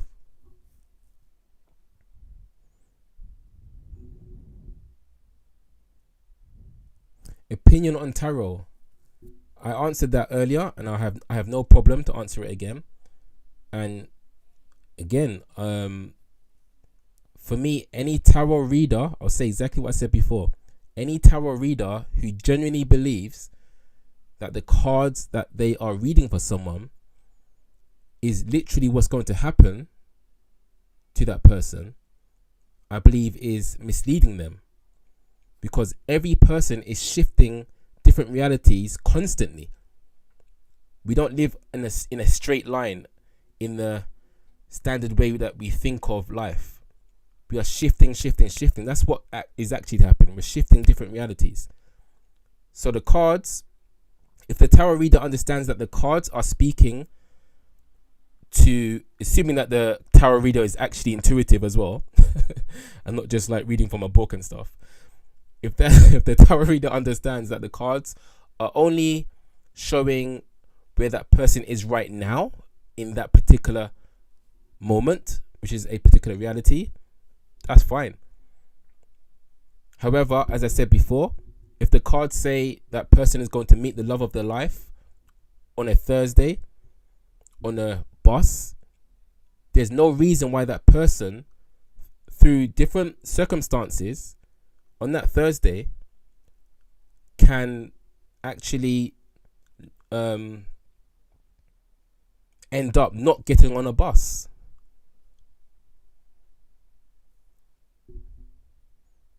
We're not set in stone. Nothing is set in stone. The so-called future is completely open because the future is just a void of possibilities.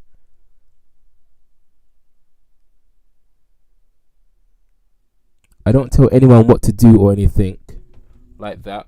I interpret the cards. Cool.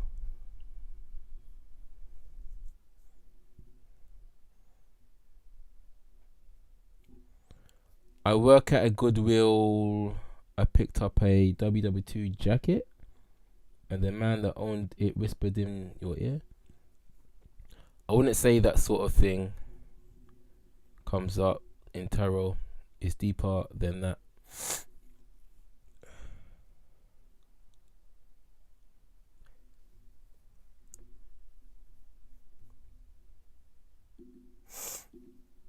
Deeper how? I'm also a tarot reader. Deeper how?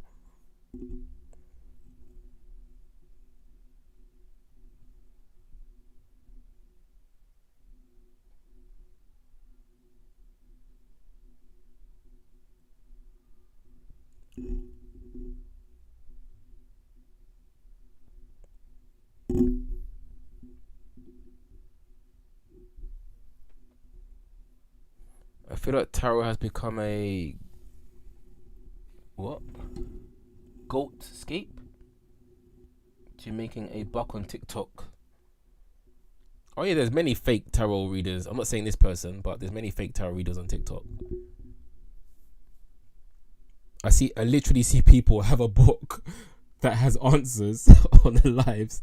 Somebody asks a question, they just open a page and that's it. That's the answer. That's your answer. That's your answer. Do the next person. Oh, that's your answer. This, like, what? Give me £5. Give me $5. I see that a lot. People are funny.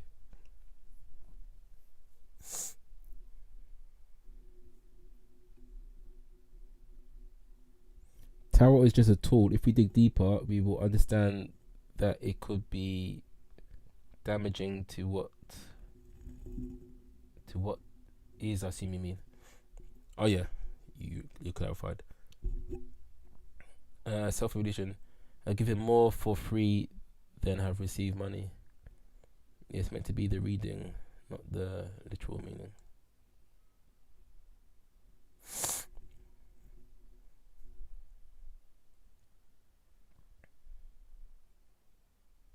Tarot is a tool for what this reality is. I wouldn't agree with that statement personally, because reality isn't a thing. Again, that's you're putting this stamp. What reality is. Reality isn't a solid thing. It's constantly changing.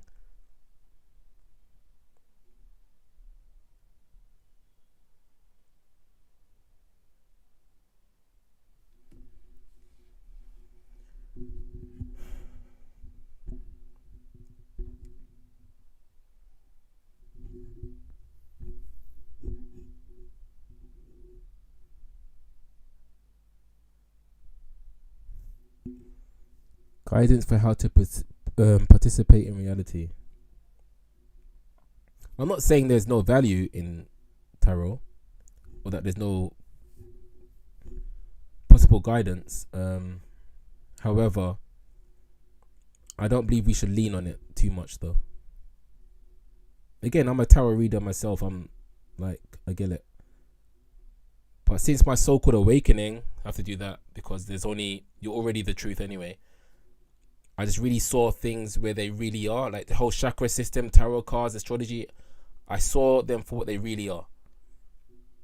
And none of these things can stand close to understanding the truth of who you are as pure consciousness. All is fine. All is you. You are whole. There is no future. There is no past. There is only now. You interpret different aspects of now and create stories. It's all stories. But really, you are whole and you create your so-called future. That's just what it is. One expression of consciousness can interpret a symbol one way. Another expression of consciousness, meaning person, can interpret a symbol another way. Who do you believe? Okay, at that point you go with your own intuition. So why not go with your own intuition at the beginning?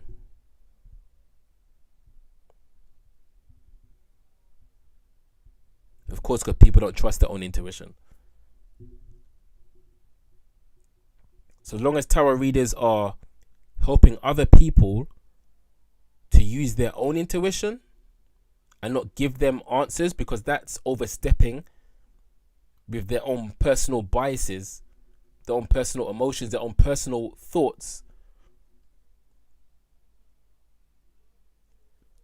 then it's fine to me.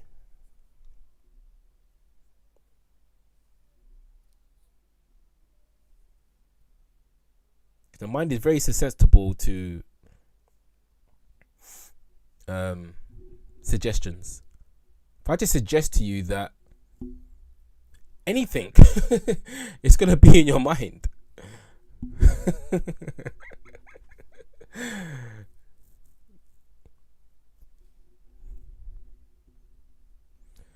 So,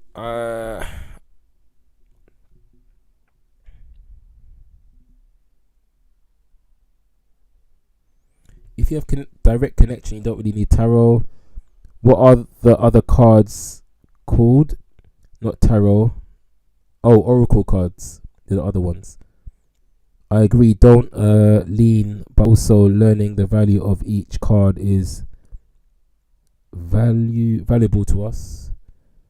Meditate of the name of the Lord before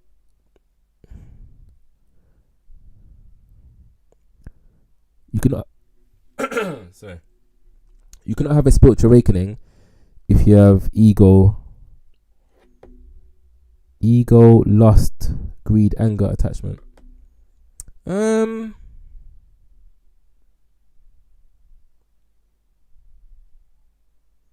don't know. It's a bit of an absolute statement there. I'm not sure if he can't, but it won't help. That's for sure. It won't help you if you're attached to your ego.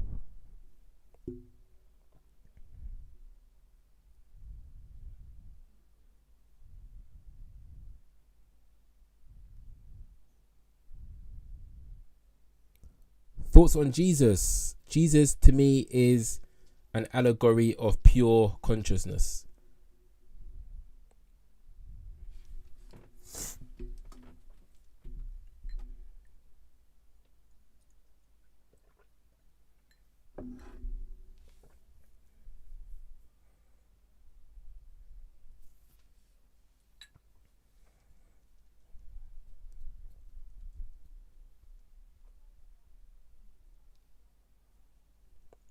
Jesus is us. Yeah, I agree.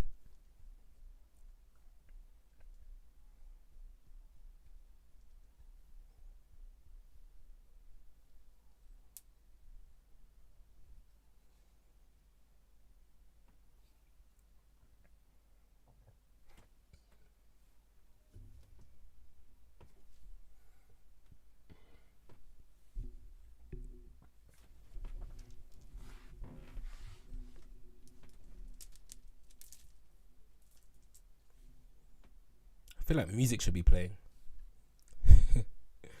Some soft music.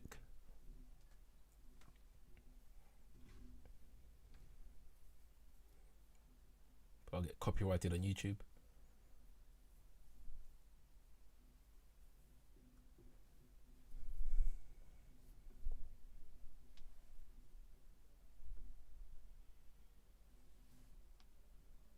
just to say thank you for everyone who has been on this live and who is on the live currently. I genuinely appreciate it. Like, you could have been anywhere, but you chose to be here. I genuinely appreciate it.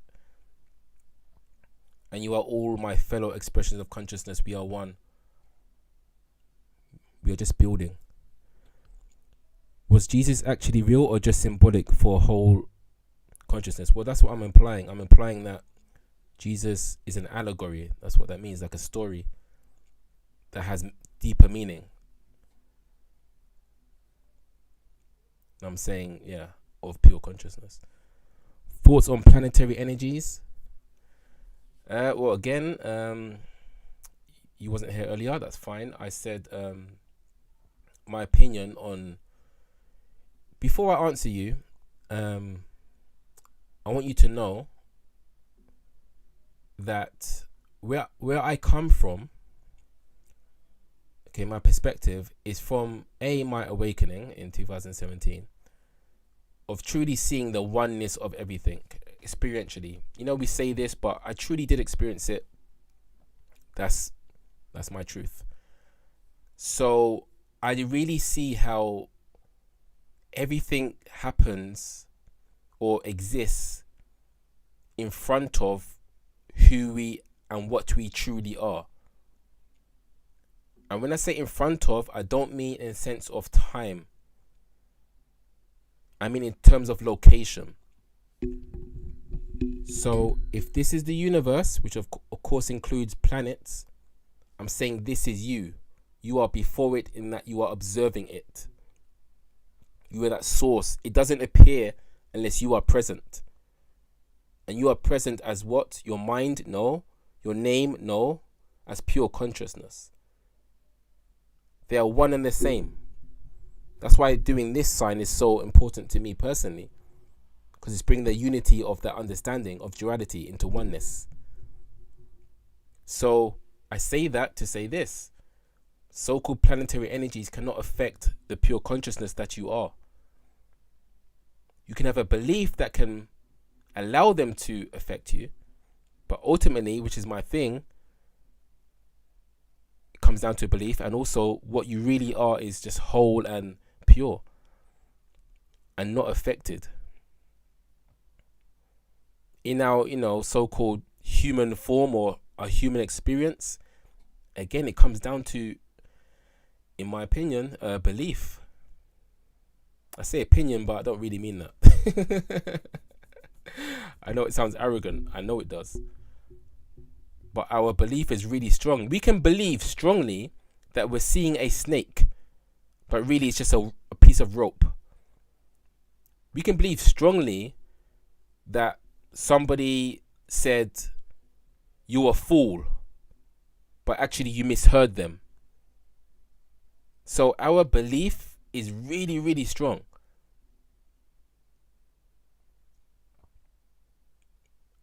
And at the same time, who we really are, again, is that pure, undivided consciousness.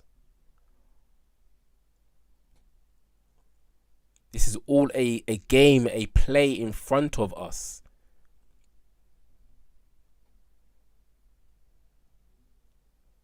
We are not within the experience. We are, but we're mostly the observer of experience.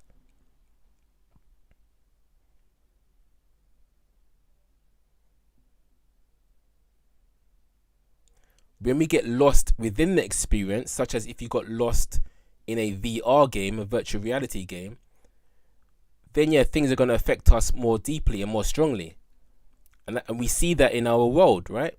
We see people that are so lost in their identity that they end up very down, very low vibrational, very anxiety ridden, depressed, because they don't see any other aspect to themselves other than their identity that they have clawed on to and made them and made it seem as though it's their true self.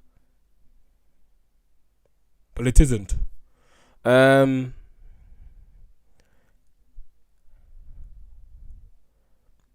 Perhaps Jesus is us and awakening is resurrection.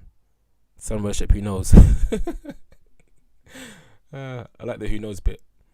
Hey, I cast a love spell and I keep seeing numbers. Are these signs it's working?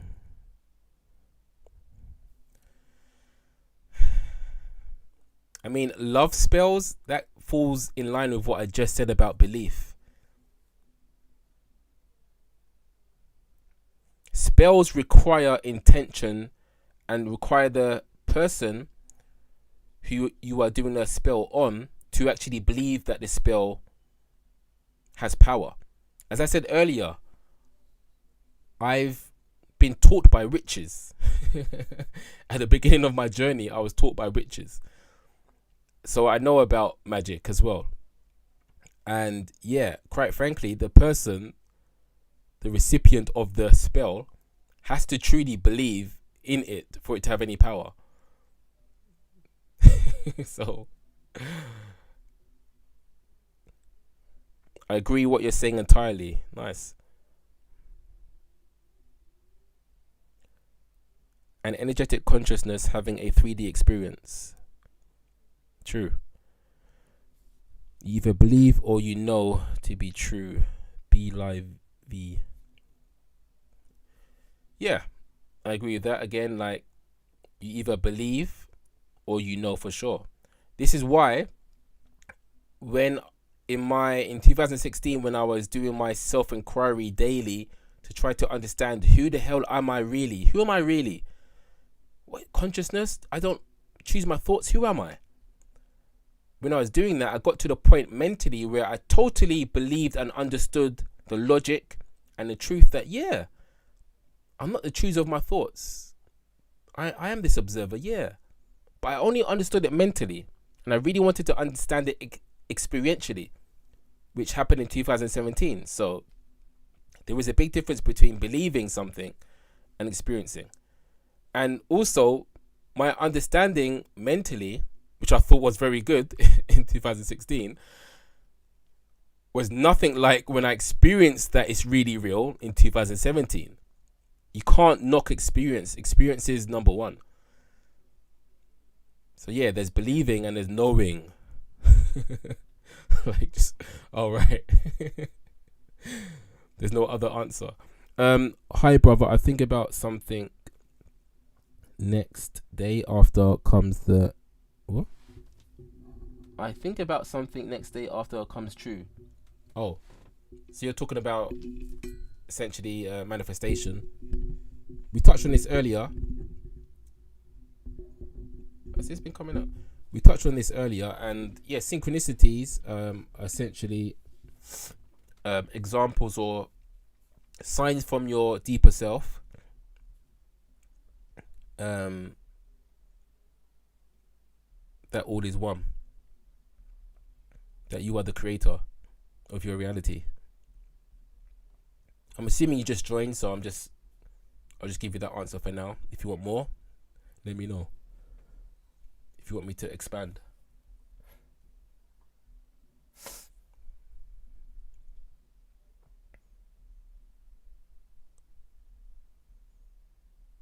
Oh, thank you for anyone who's been giving gifts, by the way. I don't really understand how that stuff works, but at the end of my lives, I see that somehow I made some money. Like 20 cents. I'm like, what? So if anybody's given like gifts, truly, thank you. I'm very stressed and unhappy, and I've been keeping up my gym routine.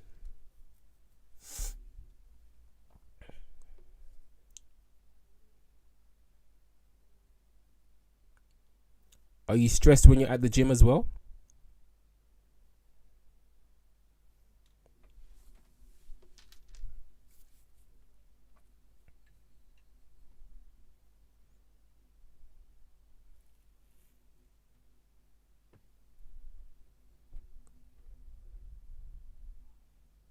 Not when you're at the gym. Okay. So First of all, the quickest and direct answer to give you is when you're feeling stress in that moment, you've heard it before, but do it. Breathe in slowly and breathe out slowly. Why? Because this brings you to your breath, and that focusing on your breath takes you away from the stress to some degree, because the mind cannot focus on two things at the exact same time. Okay? That's bringing you back to the present moment. Your stress is most probably of the so-called mind, of your thoughts, and possibly of the future, which obviously doesn't exist. So focus on your breathing. Yeah, I mean, it's a very large question. I need to have more context really to answer you more succinctly. What is your opinion on technology? Technology, again, it's an expression of consciousness. That's what it is, and it can be used for good, it can be used for bad. What is manifestation? Manifestation is constant. It's always happening.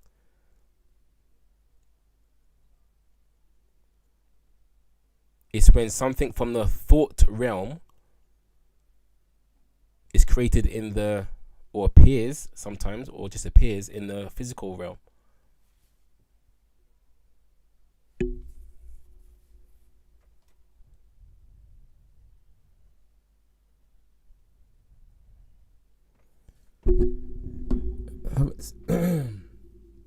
Haven't seen your mother in 2 months, in a different country, can't go back home for another 9 months.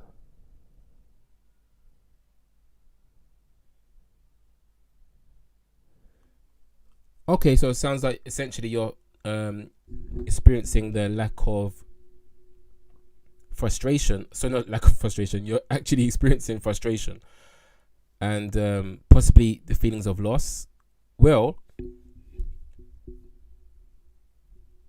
that frustration is not going to help you in the sense that you are frustrated about something that you cannot change. If you're saying adamantly that you cannot move or see her for, was it 9 months you said? You can't leave the country for 9 months, then that's what it is. You have to accept that. You can only move forward if you accept your situation. You can only move forward if you let go of that which is not serving you. That which is not serving you is your frustration about that which you have no power over. Leaving the country for another 9 months. I'm not trying to be hard on you. I'm just giving you tough love. Now, from that place, you can then breathe more deeply and have more clarity. In actually, there's lots of other things that you can appreciate in your life and give you purpose in life whilst you are waiting for these 9 months to go by. And funny enough, when you're actually living life on a higher vibration, time tends to go quicker. So before you know it, the 9 months will be over and done with. But when you're living in stress and anxiety, it seems like time takes forever, right? So accept your situation and just do what you can do. Just take one step at a time. Going to the gym is awesome. That's great. Maybe learn a new hobby. You know, there's a lot you can do in 9 months. Wink, wink. I'm joking. But I hope you understand.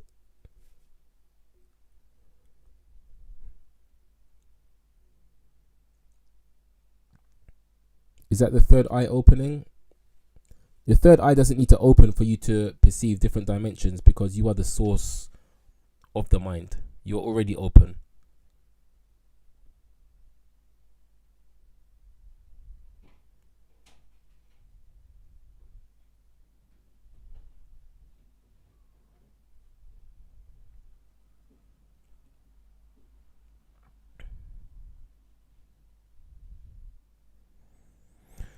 You're welcome.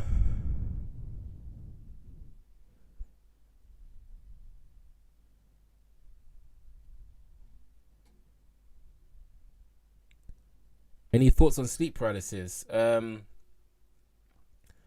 It's overhyped in a sense that I don't like personally that people create this idea that it's one thing, meaning if you have sleep paralysis, you're going to see a demon and it's going to be on your chest and all these things. However, it is a real experience. I know for sure because I've had it.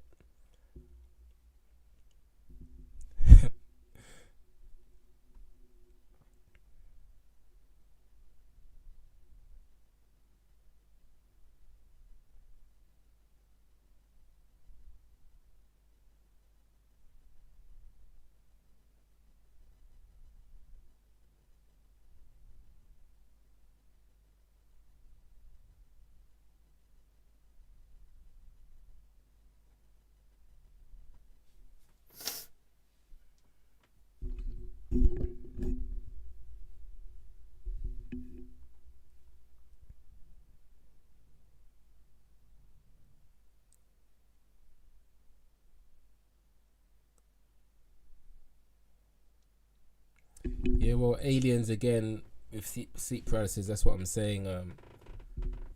A lot of people are throwing around this notion of demons and entities. That's why you're thinking that, I suggest. But I would say what's actually happening with sleep paralysis is, pardon me, you are in this weird state of, this in-between state of the dream state and awakened world. So your body isn't really present in the awakened state. It's still in that dream state. And that's why, and you woke up in a abrupt way. And yeah, so you're in paralysis for a moment. How often am I live? Most days. Actually, recently it's been like most days. So follow me if you want to jump on, see me live again.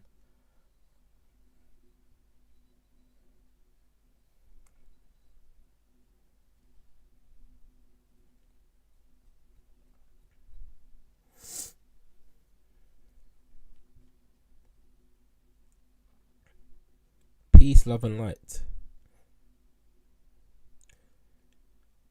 I just want to talk about this peace, love, and light comment. What's your name? Inner Thoughts Flow. Don't worry, I'm not going to come at you. I'm actually going to talk about something. Lots of people say, oh, peace, love, and light, it's so like wishy-washy and so weak and so unrealistic. No, anyone who says peace, love, and light is doing a good thing. Because it's at least attempting to bring more peace, love, and light into the world by saying it. And with the right intention, it can actually cut through certain people's egos. So anyone who tells you that saying peace, love, and light is unrealistic, wishy-washy, woo-woo, all that, don't mind them. Don't worry about them. Keep pushing your peace, love, and light. Is good for our world. Just saying.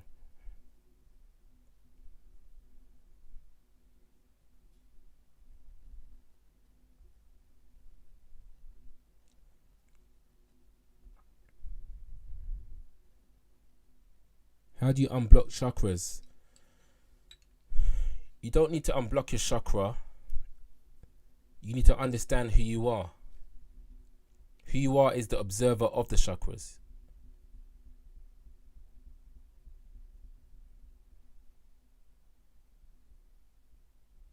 As I said earlier, maybe 2 hours ago now, you are the observer of your body and your mind.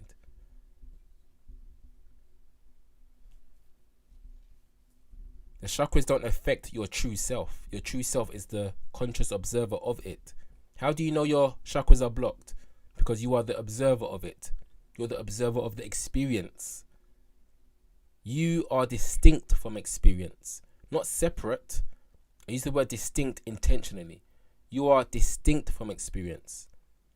Just as the color blue is distinct on the screen behind me, not separate from the screen. So understand that you are the observer of the screen, let's say, of experience, which includes the chakra system. You are fine, you are whole. Know this. The more you know this, the less you'll worry about unblocking chakras. That's been blown way out of proportion.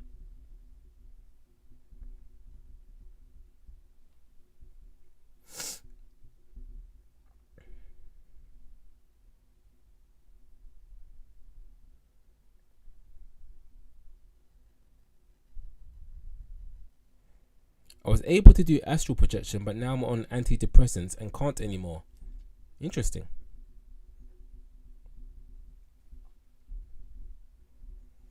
I'm doing well, thank you. I hope you are all doing well, my fellow expressions of consciousness. Hi from Scotland. Hey, somebody more local to me.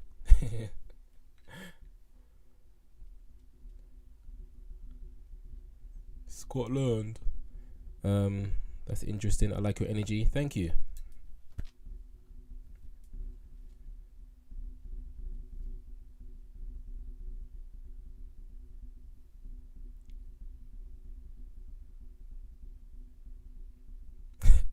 I'm still laughing at somebody saying it looks like I have wings.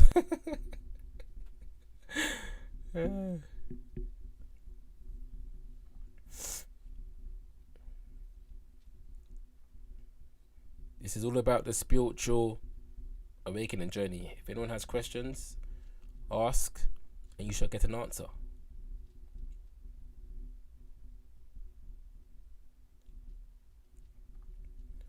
Are you experiencing 5D? It's deeper than that. 5D isn't anything.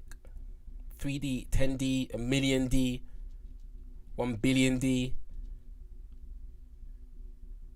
They aren't anything. Why do I say that? Because you are the experiencer of reality. No matter what changes within reality, you are the constant, changeless background of said reality. You are so pure and whole that you don't need a number. You don't need a letter. You are dimensionless. You are before so-called dimensions. You recognize dimensions because you are the changeless, dimensionless consciousness of experience. That's why you recognize difference. That's why you recognize you are awake right now versus not dreaming right now.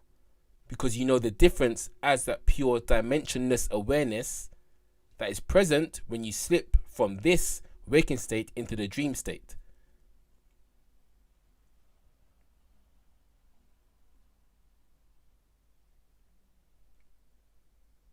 So I'm perceiving from pure source. As we all are, but we just don't realize it. To be honest. Well, I'm always honest. What expression. Do I know anything about the pyramids? Boanian? Do you mean Boanian or Bosnian? How do I raise my vibration? There are many ways. One of the easiest ones is to follow your highest excitement. You might have heard that before, but it's true. Follow your highest excitement. And yeah, trying to understand, as I was just saying, who you are. Because who you are is always high vibrational. What you really are. So there's no needing to do anything when you are living as your true, authentic, pure self as consciousness. There's nothing higher than that. You can't get higher than consciousness. Super consciousness. Ultra instinct consciousness. Super Saiyan consciousness. No, there's just consciousness. So when you're perceiving from that level, you're just high vibrational all the time. Well, not all the time, but I mean, it's easier to tap into it. Do you feel you're an old spirit? Good question. I haven't had that specific question before. What I would say about that, do I feel I am an old spirit? I know for sure that in alternate realities, what some people refer to as past lives, I was one of those awakened gurus. I can't prove it at all. but I know it within every fiber of my being. Hence, all of this came to me very easily when I started my journey, so to speak. It came very easily and very quick. It all just made sense. Like, oh yeah, obviously.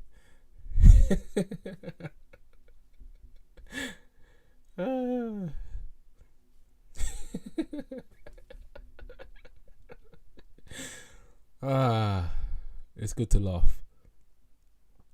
Just about to purchase your course. Oh, great. You mean Direct Path to Enlightenment? If so, that has very good ratings, and I do rate it a lot. What is God? There is only God, I could say. Bosnian. Yeah, I have looked into the pyramids, including Bosnian pyramids. I think Bulgarian a while ago, years ago, but I'm out of touch, to be honest. So I can't give you a good answer. What you know about Archangel Michael? All spirits are aspects of our own selves. I've did past lives and I always see royalty. Interesting. My divine awakening happened for me in 2019 March. What did you experience? Inner thoughts flow. What did you experience in your awakening? I'd like to know.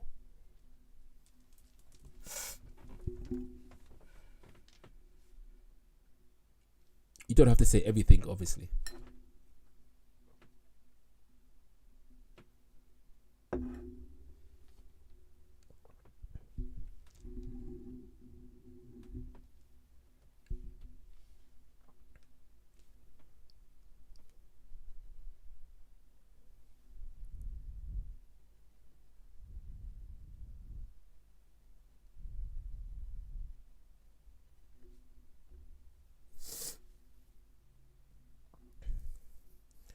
Am I a starseed?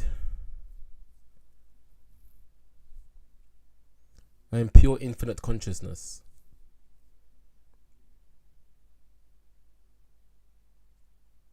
Expressing as a form that we call people, a person, a man. As are you. Not necessarily a man though. I don't know. Or Janice, probably a woman.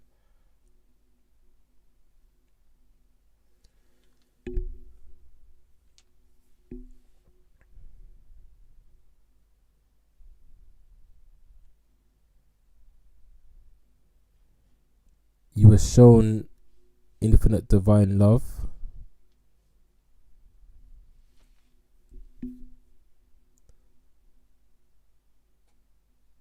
What do you mean by you were shown infinite divine love?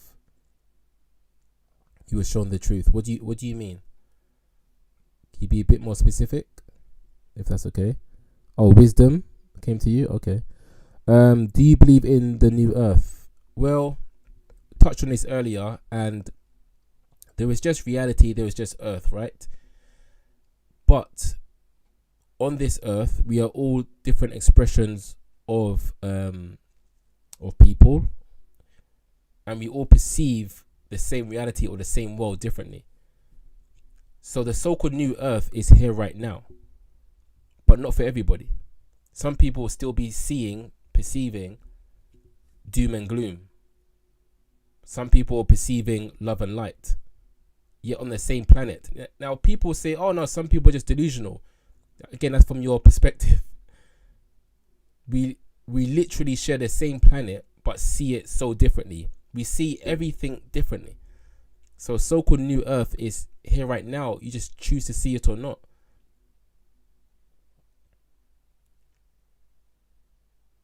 Like I said earlier, we can choose to focus on the so-called bad, or choose to focus on the fact that trees exist. When's the last time you really thought about that trees exist for us, for animals, transmuting toxic air into oxygen for us to breathe? And we don't even give much gratitude to trees, generally speaking. Sun shining, ground to walk on. The fact that you woke up today.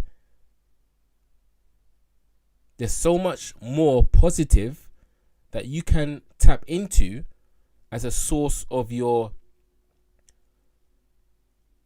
good vibration, as a source of your perspective widening into the beauty that you have been born into. There's so much more good than there is bad, but we choose to focus on the bad because it's more in your face. So not more in your face, it's more, it's put in our face more, let's say, by media.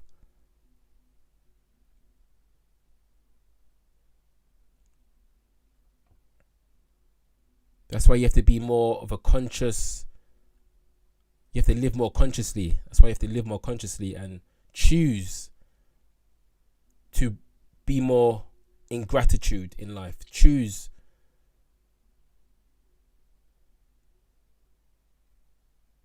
to be thankful for what you have. Do you believe in Judgment Day? No?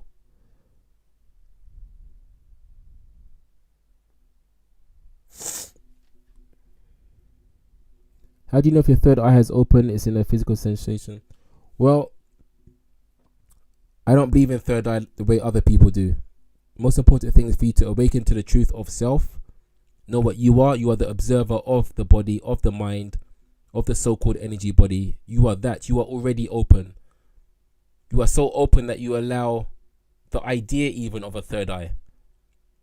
You are whole. Know that you are that.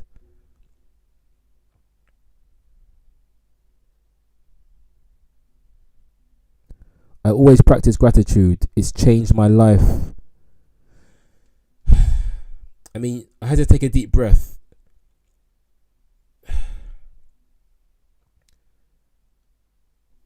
You see, let me say something. When I'm on these lives, it may seem like I'm speaking quickly, and I do. I'm trying to get through your answers. But really,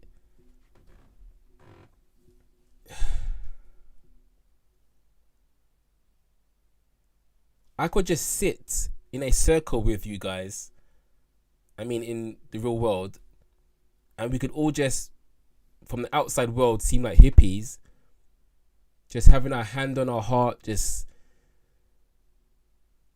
uttering positive affirmations to each other, to the universe, being in gratitude, being in love. That's what I'm really about. So when somebody else says they are practicing gratitude, it does something to me. When somebody else says they love themselves more, it does something to me. Because I'm like, yes, you get it. You get it, or you're getting it. You get it, or you're at least getting it. You are love. You really are. And gratitude helps you see that.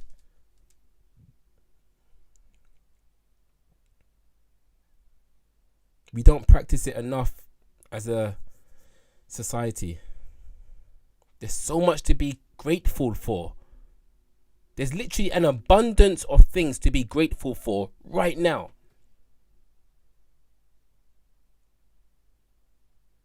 I'm going to do it right now without even thinking much. The fact that I woke up, the fact that the sun exists, the fact that I have a home to live in, the fact that I have clothing, the fact that other people would like to speak to me, the fact that I have friends, I have family, the fact that I can dance, the fact that music exists, the fact that grass is so beautiful to look at and smells so good, the fact that flowers smell so good, the fact that animals are so awesome and interesting. Like, I could go on and on and on. Didn't have to think much. There's so much to be grateful for. Always, in every moment. Know this.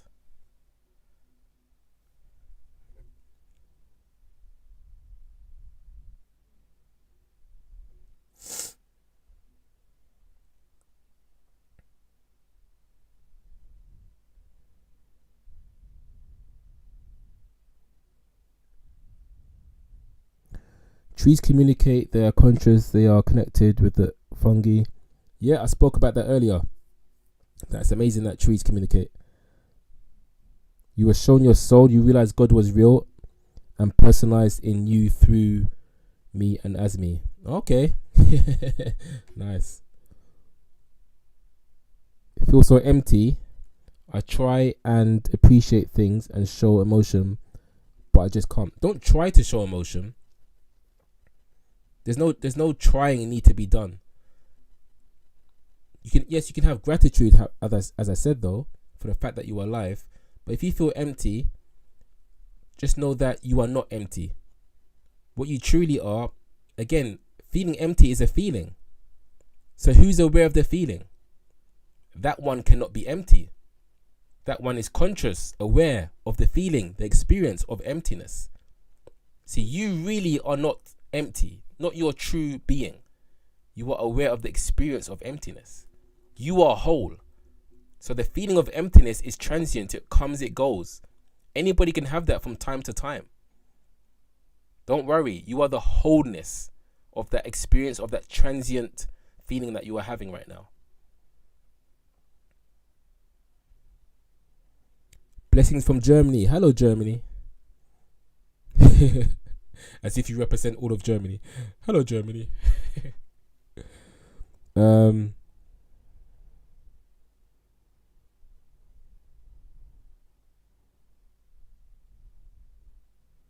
just joined to hear the message from the universe. Nice. What does it mean when I always see angel numbers everywhere so often? Well, if any of you have been here from the start of the live, you're going to know what I'm going to say about angel numbers.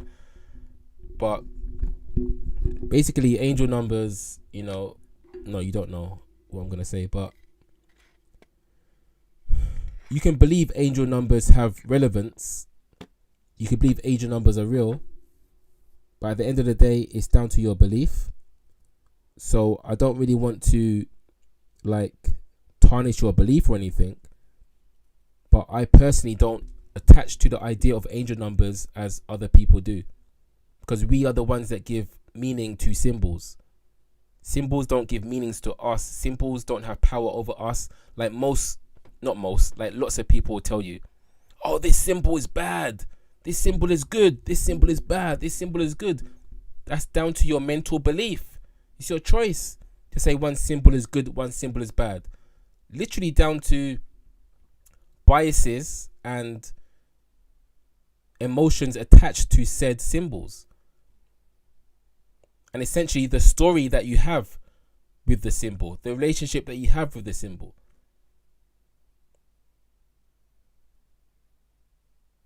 So that includes numbers. So if I change your question to why do I experience synchronicity so often, I can answer that in a more, let's say, in a way that I sort of agree with, because I believe in synchronicities being valid and worthwhile exploring. Essentially, synchronicities are signs, we could say, from the universe or from your deeper self that time isn't real, that you are the creator of your reality, that all is one, that everything is connected, to name some things, that there is only now.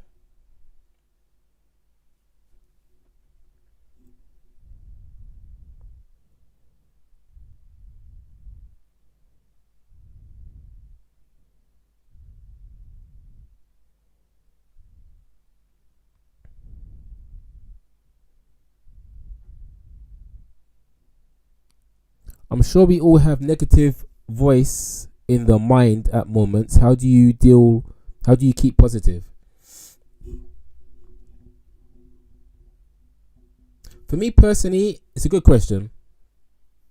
But for me personally, it's easy to be positive because I know, I'm going to sound like a broken record and I really don't care.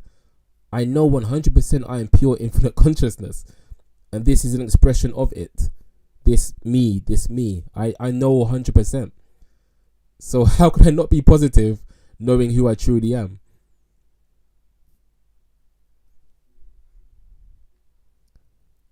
Which is another benefit of awakening.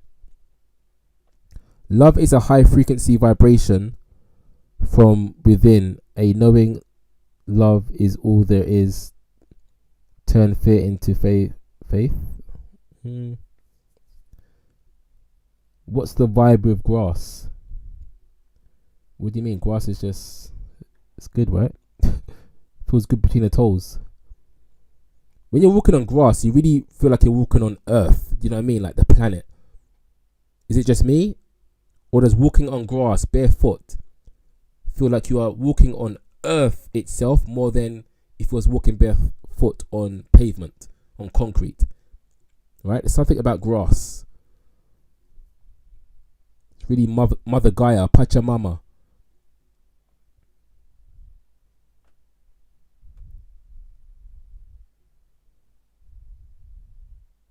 When I want to communicate, I go to a garden in the clouds.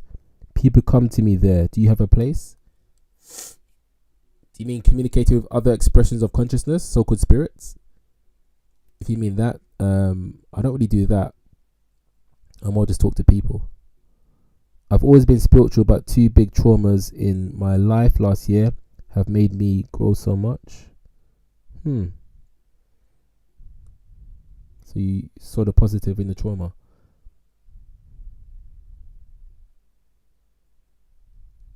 In a thoughts flow said, I see you. Well, I see you when you said that you know that you are, that God and you are one, basically. I'm so grateful I found your live stream all of a sudden. Thank you. What is bro saying? Guas.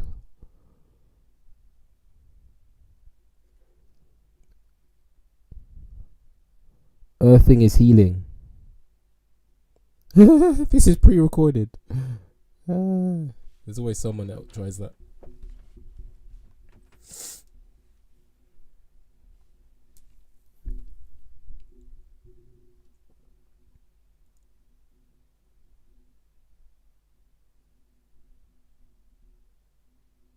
But yes, walking barefoot on the grass is healing. It is healing.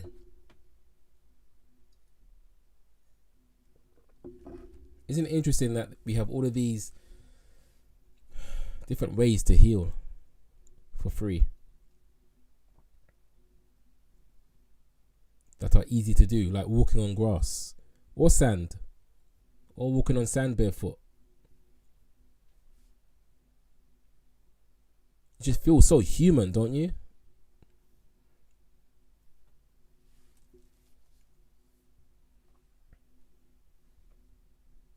I mean, think about that. I just said you feel so human. Well, I asked the question, don't you feel very human when you're walking barefoot on sand or grass? Now, imagine animals wearing trainers, sneakers, shoes. Don't you think they would feel less connected to themselves because they are less connected to the ground, the earth, if they were to be walking around on shoes? With shoes.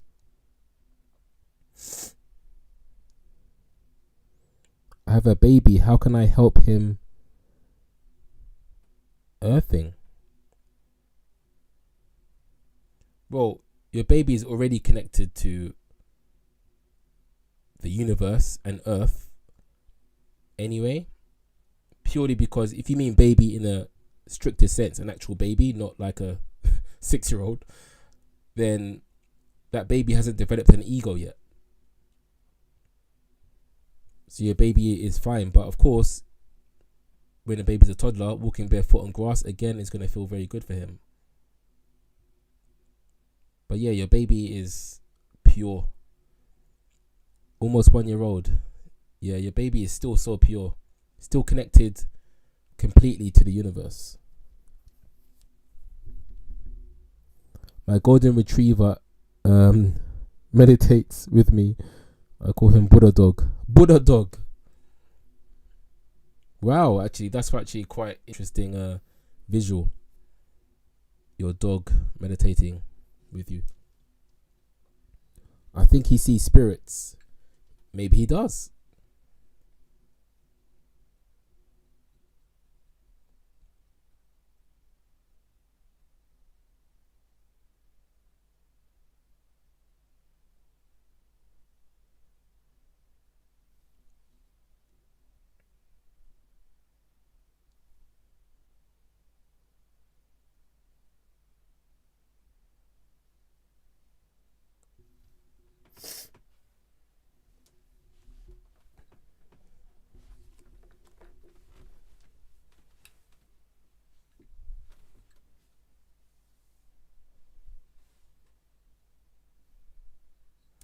How long have I been doing this for? 3 hours?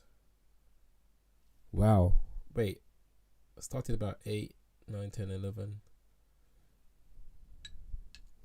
Do spirits have humor? What do you say?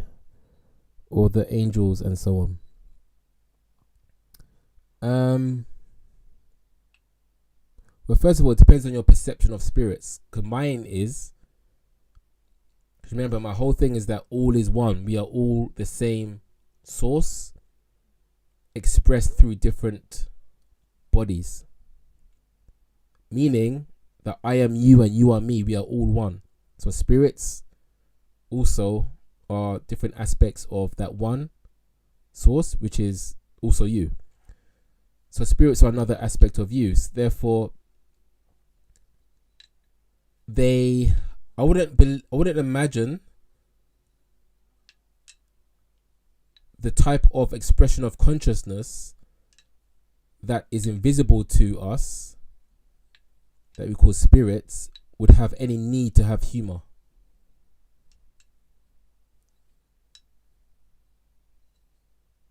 That's just a thought. I don't see any reason why they would have humor, like making jokes in like some spirit realm, like non-physical realm. I don't see any reason for that.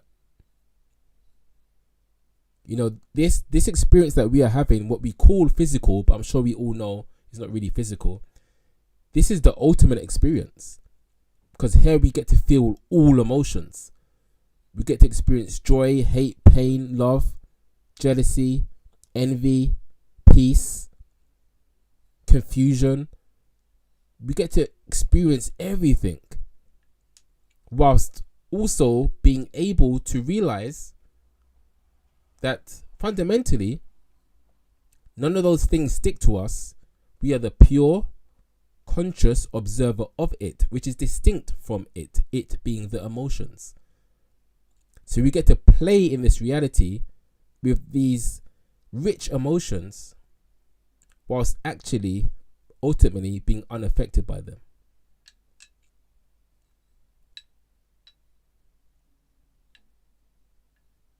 And we get to experience so-called physicality. I mean, touch. How good is touch? Doesn't touch feel amazing? And I'm not even talking about touching your partner right now. Just touch itself. Like, I'm holding a crystal in my hand. It's a crystal knife. It just feels nice to touch. Touching grass, touching mud, touching sand. Doesn't touch just feel so good? The so-called spirits are not experiencing touch. Again, just different expressions of consciousness in a different dimension of perception. This is the best experience. Do you like the full moon? I do like the full moon. Yes, I think I'm one of those people, I guess like yourself, Janice, who looks at the moon when it's big and goes, wow. Look at the moon. I think only spiritual people probably do that. Like, wow, look at the moon. Nah, lots of people do that, I'm sure. That makes sense to you. Great. Is it possible to sustain, reconnect with the awakening state after the awakening? Good question. And yes, but a lesser degree. So that so-called awakening state that I experienced is still present here right now, but not as intense as it was, because it was such a big contrast. However, I can go into that state at any time, but it would require me to literally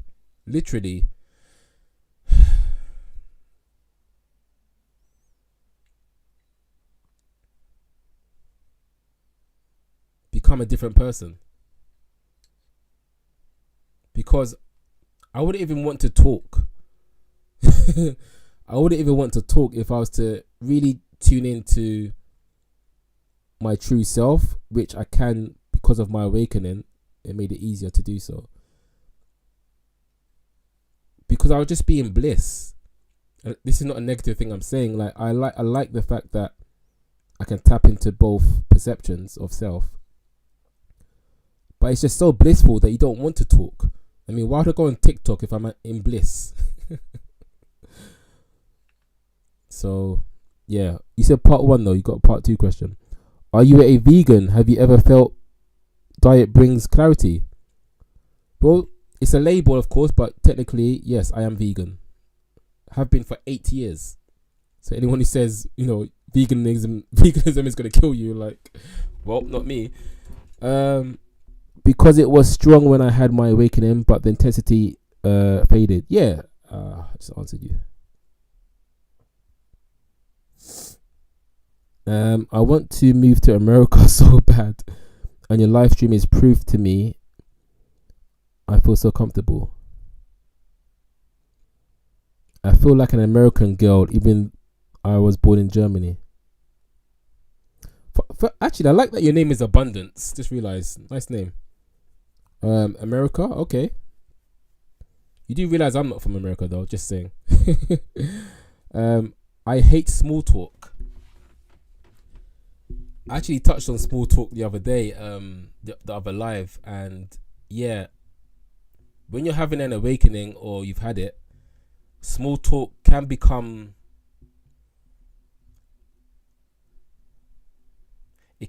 dry. It depends how you look at small talk. You can look at small talk as being actually amazing because it's an experience taking place. The fact of the experience existing is amazing. Small talk, deep talk, like just the fact of it, like, whoa, I'm alive, whoa, existence. But small talk versus talking about this stuff, yeah, it's like a waste of time almost. But time doesn't exist.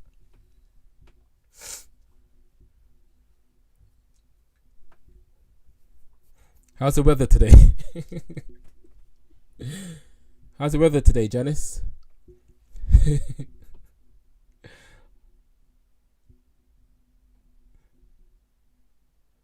What's another common small talk question? Pretty cold today.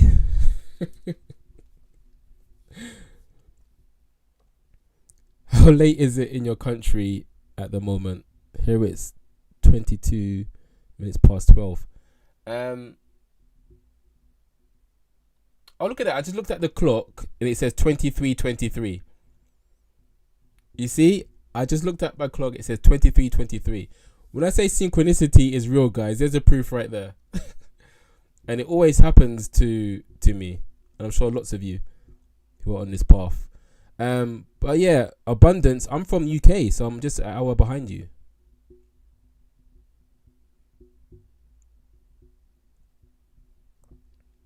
You just said, where do you live? And I just said UK. London, England to be exact.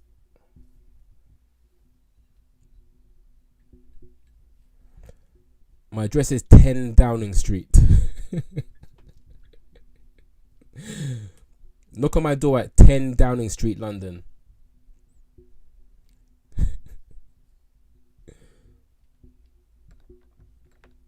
If anybody got that, then you're awesome. Do you like London? I think London is amazing, so yes.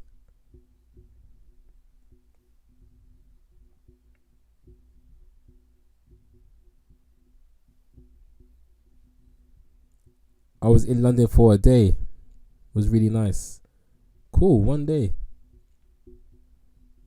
I've been to Germany also, by the way, many years ago, but I have been to Germany.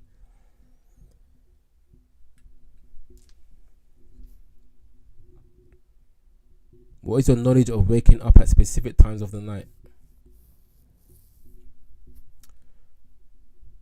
Are you asking about the 3 a.m. thing, or just generally? But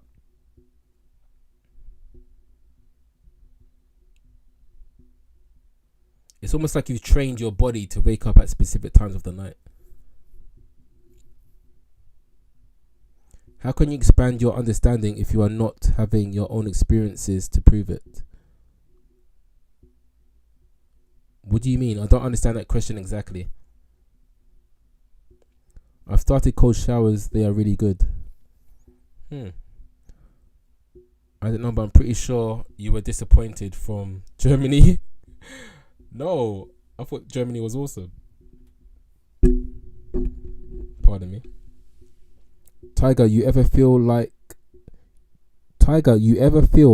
I like someone you just met might also be awakened, but felt it too awkward to ask? I think I know what you're saying. Have I ever met somebody who I thought was awakened, but felt too awkward to ask them? Is that what you're asking me? Because I have no social anxiety at all. Just making that clear. I have no social anxiety at all. Literally. So I would not feel too awkward to ask someone about spirituality.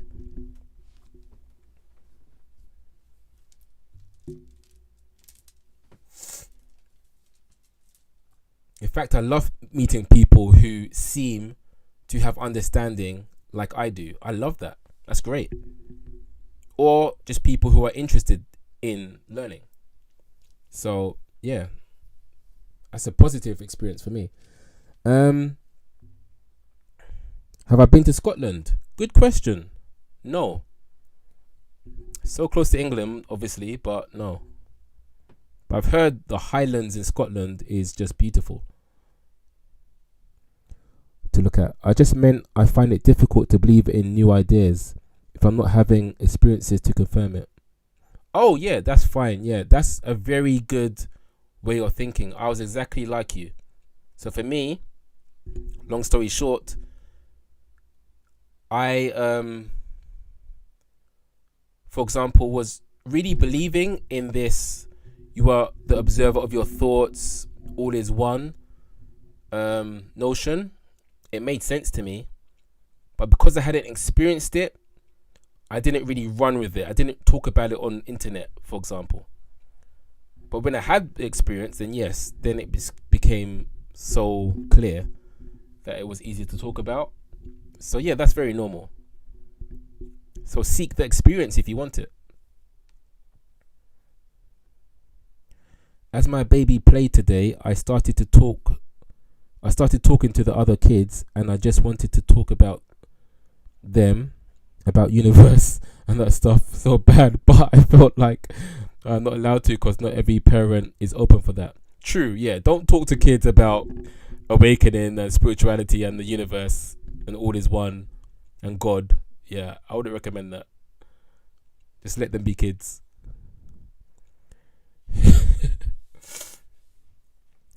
Do you think we are in a really special time on earth?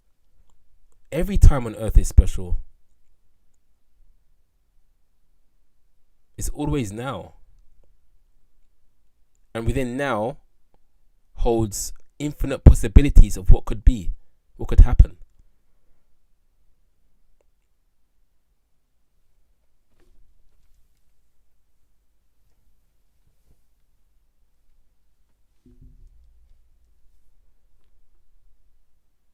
But if I was to rephrase your question, then I would say this particular reality we are having is very interesting. It does feel like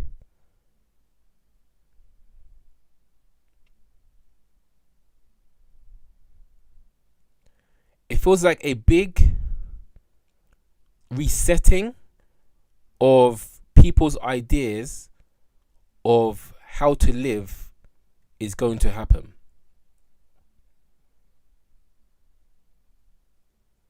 Like, we're going to go back to basics because we've gone so far into the opposite, from technology to people identifying as whatever they want to identify as, etc., etc. I think we're going to go back to something more basic because of all of this energy that's being built up.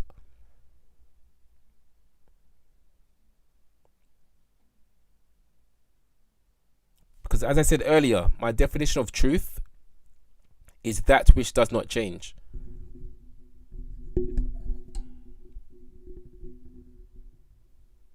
What does not change is always present. Oh, thank you for saying you like my hair. How common do you feel it is to to meet someone who also experienced an awakening? It's not common for me, at least. I don't often. Wait, hold on a minute. I basically never meet someone who's had an awakening unless I go to a specific place where people meet up and talk, and then I might find someone. But just in my day-to-day life, I don't meet people often, hardly ever, who've had a real awakening. Hello? Someone just came in. Do you believe the hype of lion's mane and it's supposedly rewiring the brain? I don't understand that. Do you think you can connect with a partner who is at a different stage of their spiritual journey?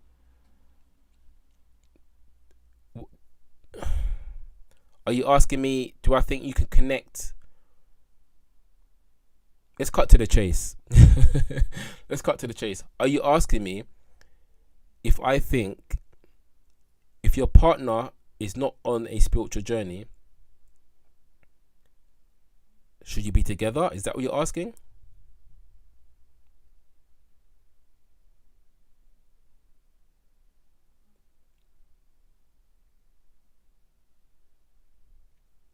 Because being at different stages of your conscious spiritual journey shouldn't be an issue. If that is what you mean? Yeah, okay, yeah. So it shouldn't be an issue. I was lucky to have an experience with someone who basically we were completely like on the same wavelength, spiritually speaking. But even although we saw slightly differently, but basically on the same wavelength.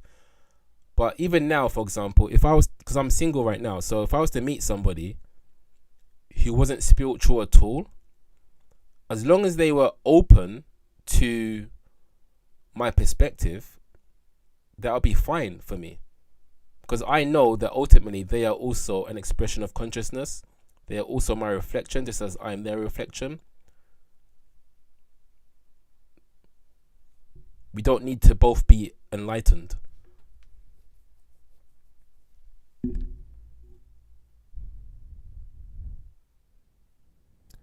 My friend is spiritual. I didn't believe before, but she is like pure light. I'm not on that same level.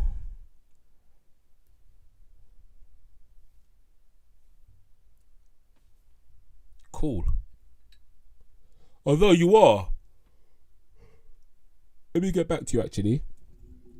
What's your name again? Lardy Oss. Are you from Britain then? You actually are on the same level of your... What just happened there? So as your friend, ultimately speaking, relatively speaking, okay, yeah, she may be more spiritual than you. But ultimately speaking, you are an expression of the same source as she. So ultimately speaking, no one is higher or lower than anybody else. I'm not higher or lower than you, ultimately speaking. Relatively speaking, of course, we're all at different levels. That's different. Oh, I liked my own live. I was just trying to see what happened. I didn't know I can like my own live. How did I do that? Okay, yeah. Anyway, I'm healing generational trauma. I know it, and miracles are happening to my family. Nice. I'm a Jamaican in England, just starting my journey. Nice. There is no better time to start your journey than now. There is only now, right? So it's never too late.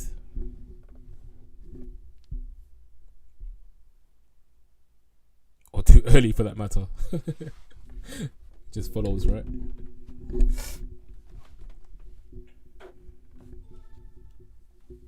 Oh, what does that sound?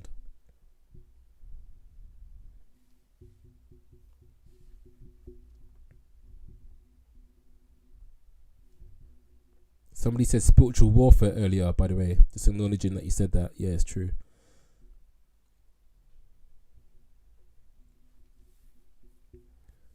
Jamaica is one of my favorite holidays.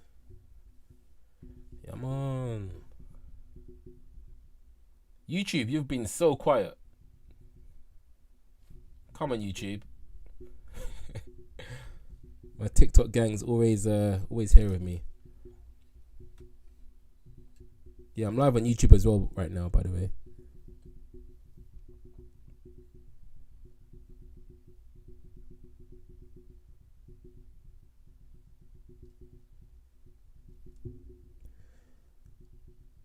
This is, oh man, like I've been doing, this has been like a 3-hour live at least, I would say. And I feel like hardly any time has gone. I'm just so in the moment right now. However, my ego mind is telling me that, okay, maybe you should stop now because you've been doing this for a long time. Even though my energy is like, yeah, I can go on forever. But sometimes I have to listen to my ego mind, as we all do. The ego isn't negative inherently. The ego is connected to the body, so we need to listen to it sometimes. So on that note, any last questions?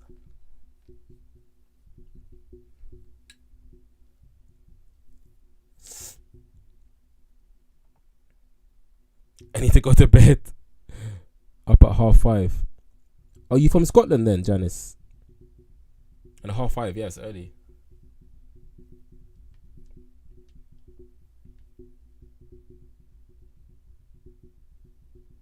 As I should go to sleep, but I don't, as always. Abundance. Oh yeah, you're from Germany. Hour ahead. Again, everybody, all I can ask at minimum from you is please follow me. If that wouldn't be too much. Please follow me, and yeah, you can enjoy my videos and get notified of my next lives.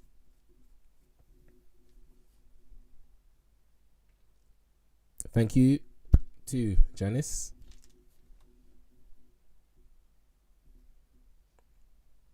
When are you going live again? What today is it? It's what, Wednesday today, is it?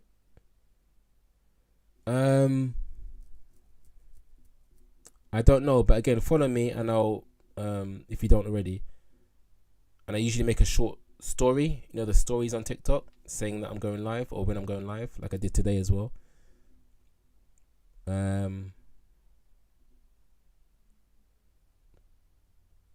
Yeah, I don't know. I kind of live in the moment when it comes to lives and go with how I'm feeling.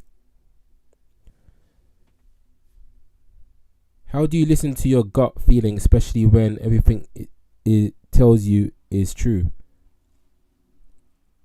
It sounds like you answered your own question. How do you listen to your gut feeling, especially when everything it tells you is true? What's the problem there? If it's everything is true, then listen to it. I don't understand. Thank you, Abundance. Take care. Have a good sleep.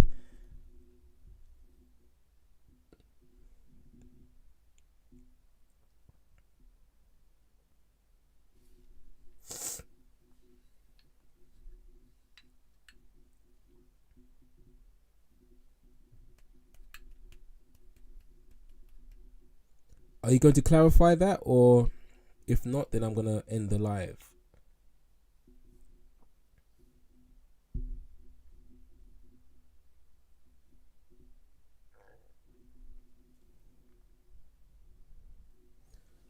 I guess not.